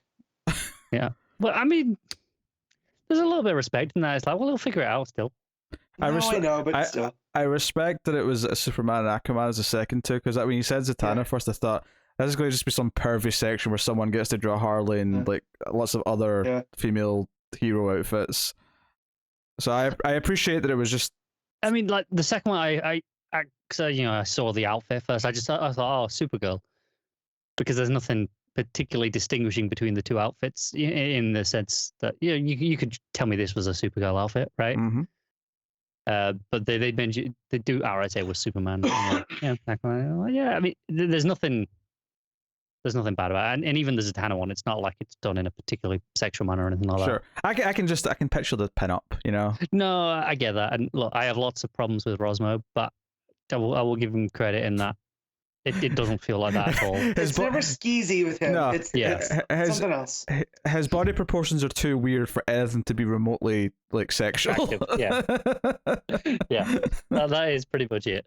It's like seeing I don't know, a Picasso and going, oh, look at her, all those sharp edges. All those oversized, weird, round faces. Yeah, that is basically it. She breaks out. She does she starts trying to stop the thing. It does a whole sequence of, okay, well, it's her working it out. Essentially, goes, well, if I need a minute to do, to crawl under the train, I need 10 seconds to just stare in confusion, and it's got a 3-minute count, and it goes through it, and it does that thing like the heist movie thing of where they talk through the plan, but they're showing it as they do it. It does that sequence essentially, and then it hits 0 and the train blows up, but it blows up before it gets to Kevin, and the train just kind of the bomb goes off. It goes off the tracks, and it cuts to Kevin, who thinks Harley's dead because he knows Harley's on this train. I guess when they tied him up, they were like, Harley's going to be on this train, but sure, why not? And then Harley climbs up off the side of the train tracks, and she's like, I guess I miscalculated. That's Kevin's fine. Rescued. Well, Kevin's very resourceful. I mean, he took on Marv and Harry by himself, so he's fine. Exactly, yeah. Then the rest of the issue, we have... I'm brushing over it. I'm getting this done. I just... Matt try to hold his laugh in with a correct Home Alone reference. That's what breaks him, apparently. But, I mean, Kevin would be a, Batman villain, so it makes sense that he'd be there. No, Kevin is Batman. He'd be more competent than this Kevin. No. Yes, he's taking on thieves by himself with traps, and he's wit. He's Robin at best. The rest of the issue has Keepsake's team, all the knockoffs they recruited. I say as if you pay any attention whatsoever. But all his knockoffs they gave, like all the keepsakes that he'd taken from other criminals, like one of them has like a freeze gun, for example. And they turn on Keepsake and are like, "No, kill him." And for some reason, Harley shows up and rescues him, and is like, "No, don't kill him. That just makes you just as bad, and we should be better than him." Even though she's talking to a bunch of objectively a bunch of villains here.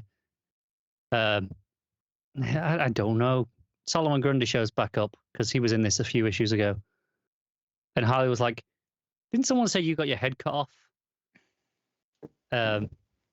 Which was obviously in Arkham City, and he just goes, "Got better." It's like, well, yeah, I mean, he is Solomon Grundy. He does that.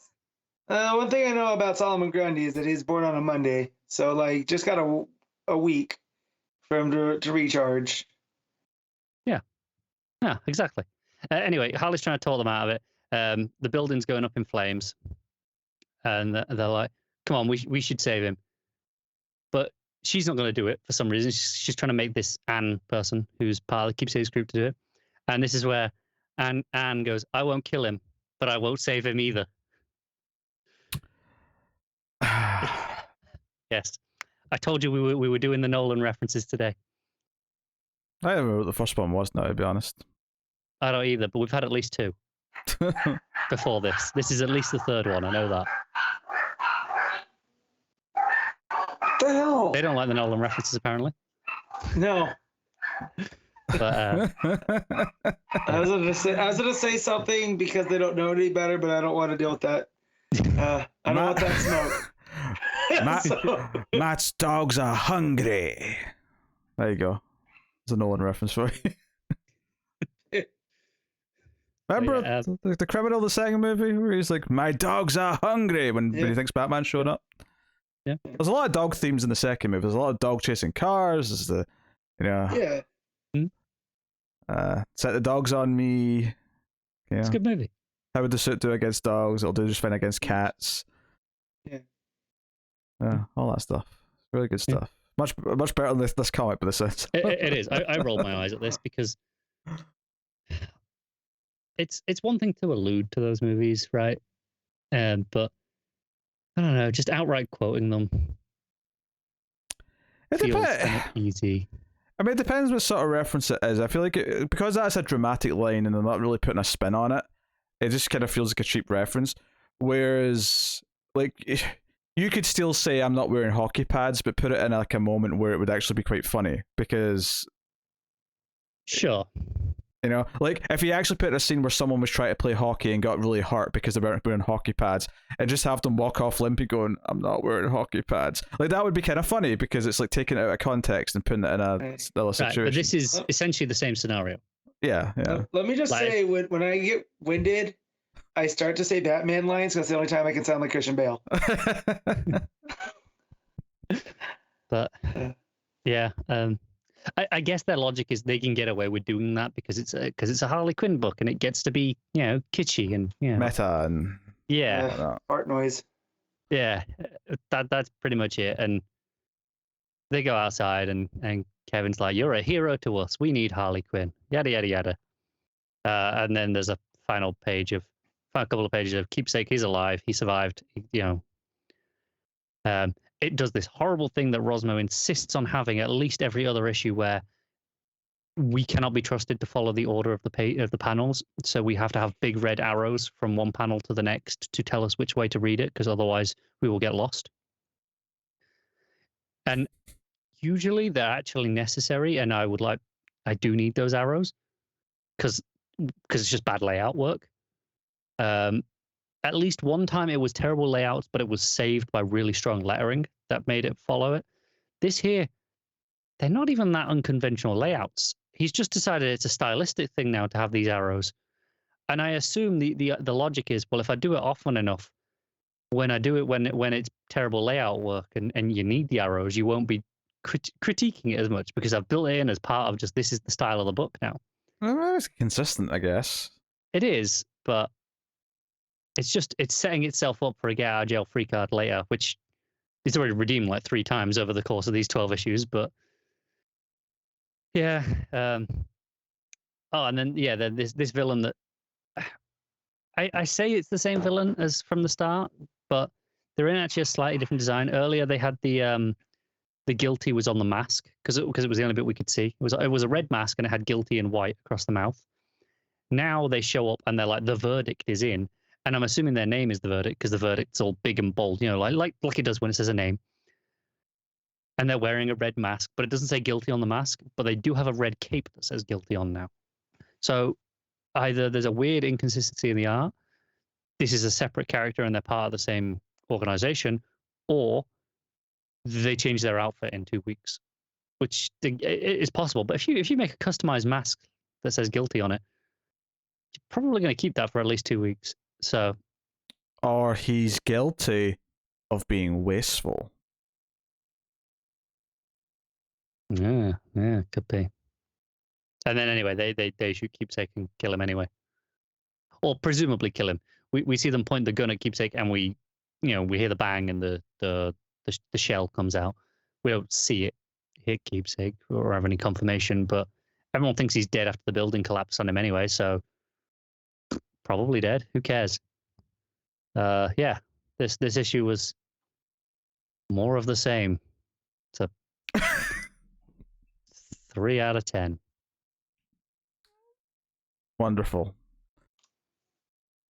Wunderbar. Carl's miserable, so therefore we can all be a little happier.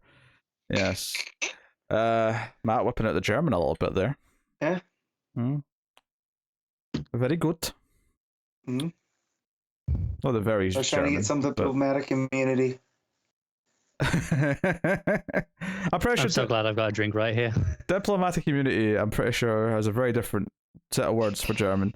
Oh, sure. And I'm pretty sure that was South African, the character in Lethal Weapon. Yes, it was. Yes. Which, by the way, guess where Tremors 5 is set and completely shot in? Germany. South Africa.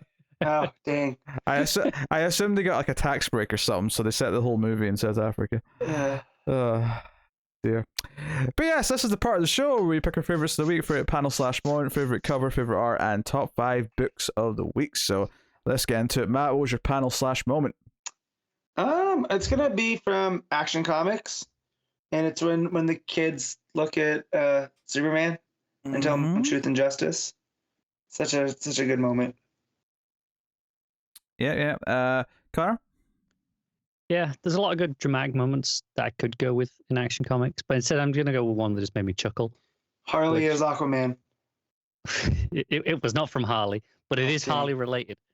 It is in DC Vampires. It's when Barrows like, "Oh, you got anything else I need to know?" And Harley just goes, "Dinosaurs are real too." I don't know. It was the third time that came up in that issue, and it pay off, and it made me chuckle. Yeah, there's a lot of good choices actually this week potentially, because there's some good moments in Detective that I really like. There's even a couple of moments in Robin that I think are really well done on their own. Actions feel like great stuff. Human Targets feel like great stuff. I think if I'm picking just the one, and that's what I'm supposed to do, as is the rule. No. Jesus, that one was loud. That was. I had to make sure my dog wasn't in here. I managed to hold in the first one, and then the second one just came out. But I think I'll go with Mongol walking back in as the crowd is chanting the phrase at Superman. I think I'll go with that. Just because for dramatic impact, I'm going with that. But there's a lot of good things I could have picked this week. For cover of the week, I did have a quick skim as people were talking there.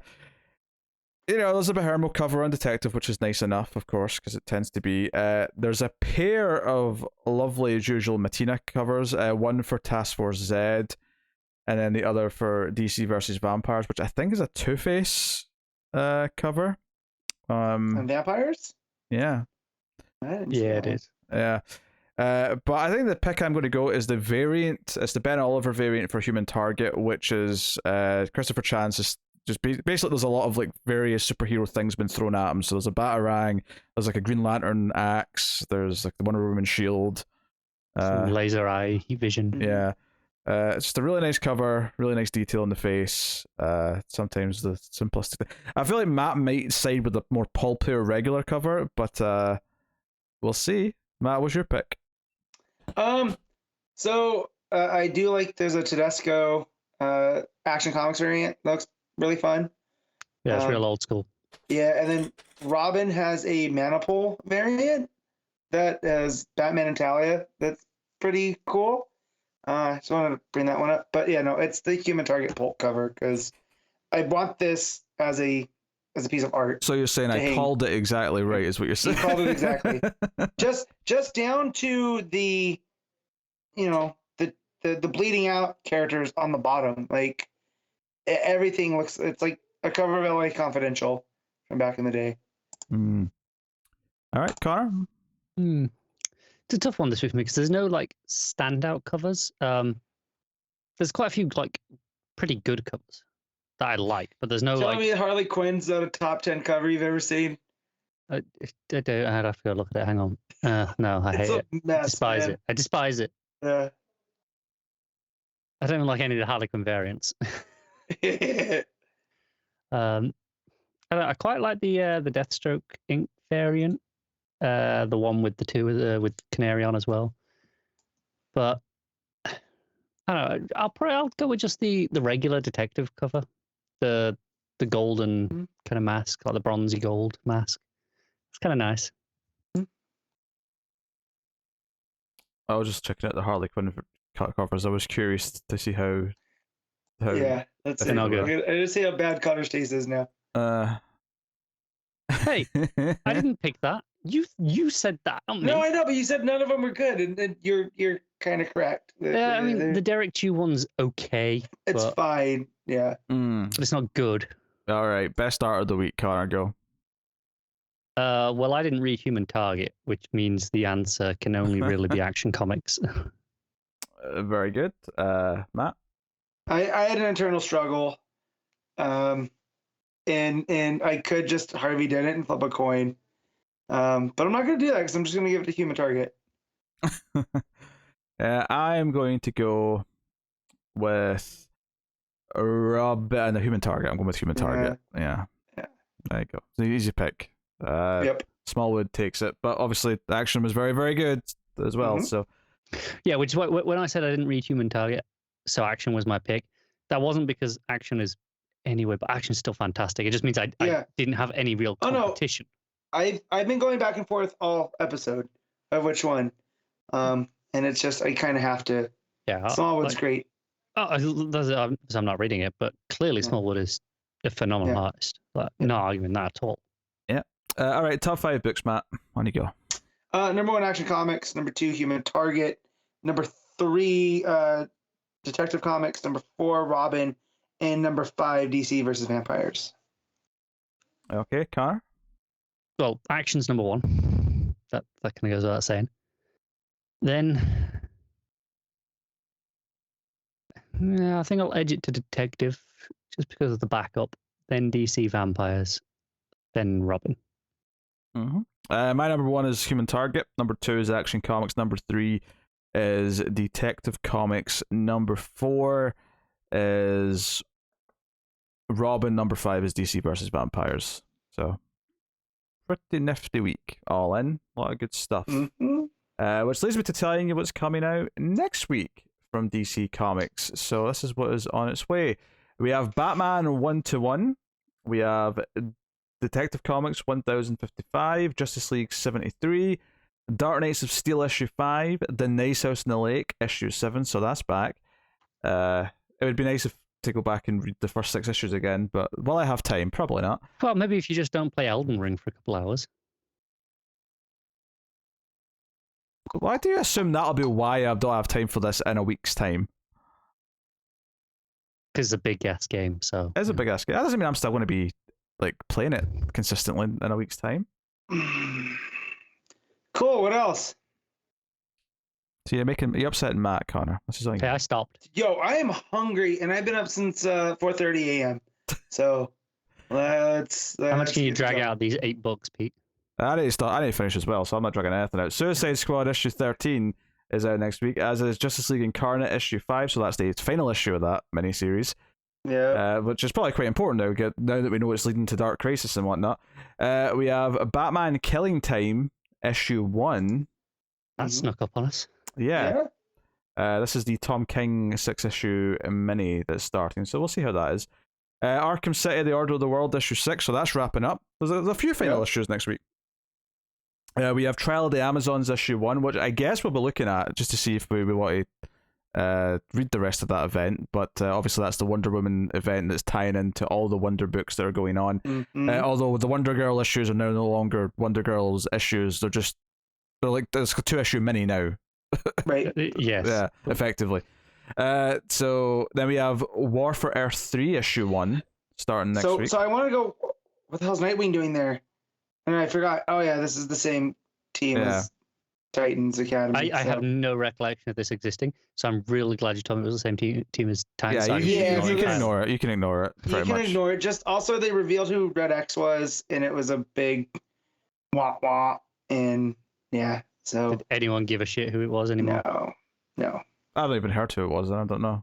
Not that I really care. It was a character. Spoilers, guys. But it was a character from Teen Titans Academy who then tried to tell Dick that it was his long lost son, and then Red X shows up and I think he kills the dude.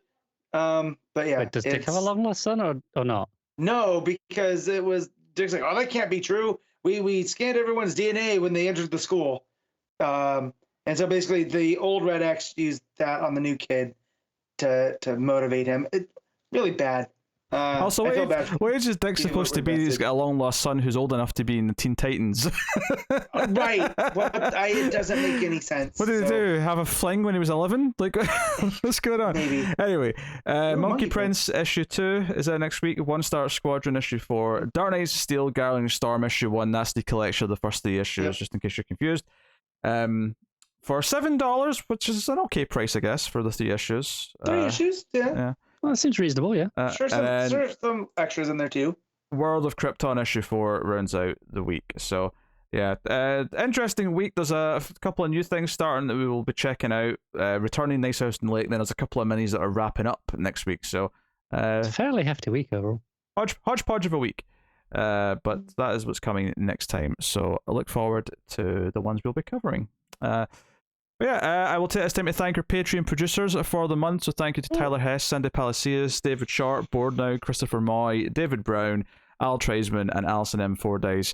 And I try not to get distracted by the very rude hiccup that was in the middle of that list. I held it in. Screw you. Didn't hold that in hard enough. Well, next time I won't bother. Well, that's fine then. Means I can just mock you even more. Fate has stepped in to give me what I want. So yes, thank you to our Patreon producers. That's one of the higher tiers. Of course, you can support us for as little as $1 per month and help keep all the content coming, support the show. And of course, at the $5 tier in particular, you get early access to the show. You'll get it whenever it's ready on the Saturday, sometime late. So you'll have it, at the very least, you'll have it for when you get up on Sunday, as opposed to Sunday evening when everyone else has to wait. So if you're interested, have it for your extremely long morning commute. Yes, if you're working a Sunday. Hey, I work on a Sunday. Some people do, but not everyone does. It's the least common day to work, objectively. Probably true. And also, it's a hell of a commute, isn't it? For this show. Well, if you think about it there and back, though, so you get 90 minutes there. Still a pretty hefty commute. It's not hefty, but it's not as hefty as 3 hours there. Well, no. So yes, go to Patreon and check out all that. You can support us by liking, subscribing, dinging the bell, notifications, all that stuff on YouTube. You can give us a 5-star review on iTunes or wherever you get your podcast from to support us that way. And of course, get us on Twitter at DC Comics Podcast, and you can share us out on there as well to other DC fans and comic fans. All of it does help, so thank you for doing any of that. Well, that's pretty much it. That's the show. So thank you very much once again for watching or listening. I always appreciate it, as do these two. I meant to say we. Allegedly. I meant to say we, because I usually do, but sometimes I do solo shows, and the brain... Pete has to go review Trevor's 5 now. Fuck off. That's why. Man, you should call a good friend Dan Jacob up, and he's the go-to Tremors guy. I've told him he is accountable for how bad these sequels are. It's all his fault. His rebuying of the first 4 is why they came back in 2015 with a 5th one. Okay. There's like a 12-year gap. Which is the Kevin Bacon one? The first one. That's the main one. That's it. Is there not another one where he came back? No, he came back for a TV pilot, but then it never got picked up. That's what I was thinking. Yeah. I was thinking of... Yeah, okay. No, after part 2, it becomes the Burt Gummer show. Yes. I mean, he's in 2 as well, but the second lead, Fred Ward, I think his name is, from the first one, he's in 2 still. But then he's too big for even to do the third one. Yeah. So then... Yes. But anyway, thank you for joining us, everyone. We always appreciate it. Keep reading DC Comics. And remember to never get lost in the Speed Force. Tremors 5.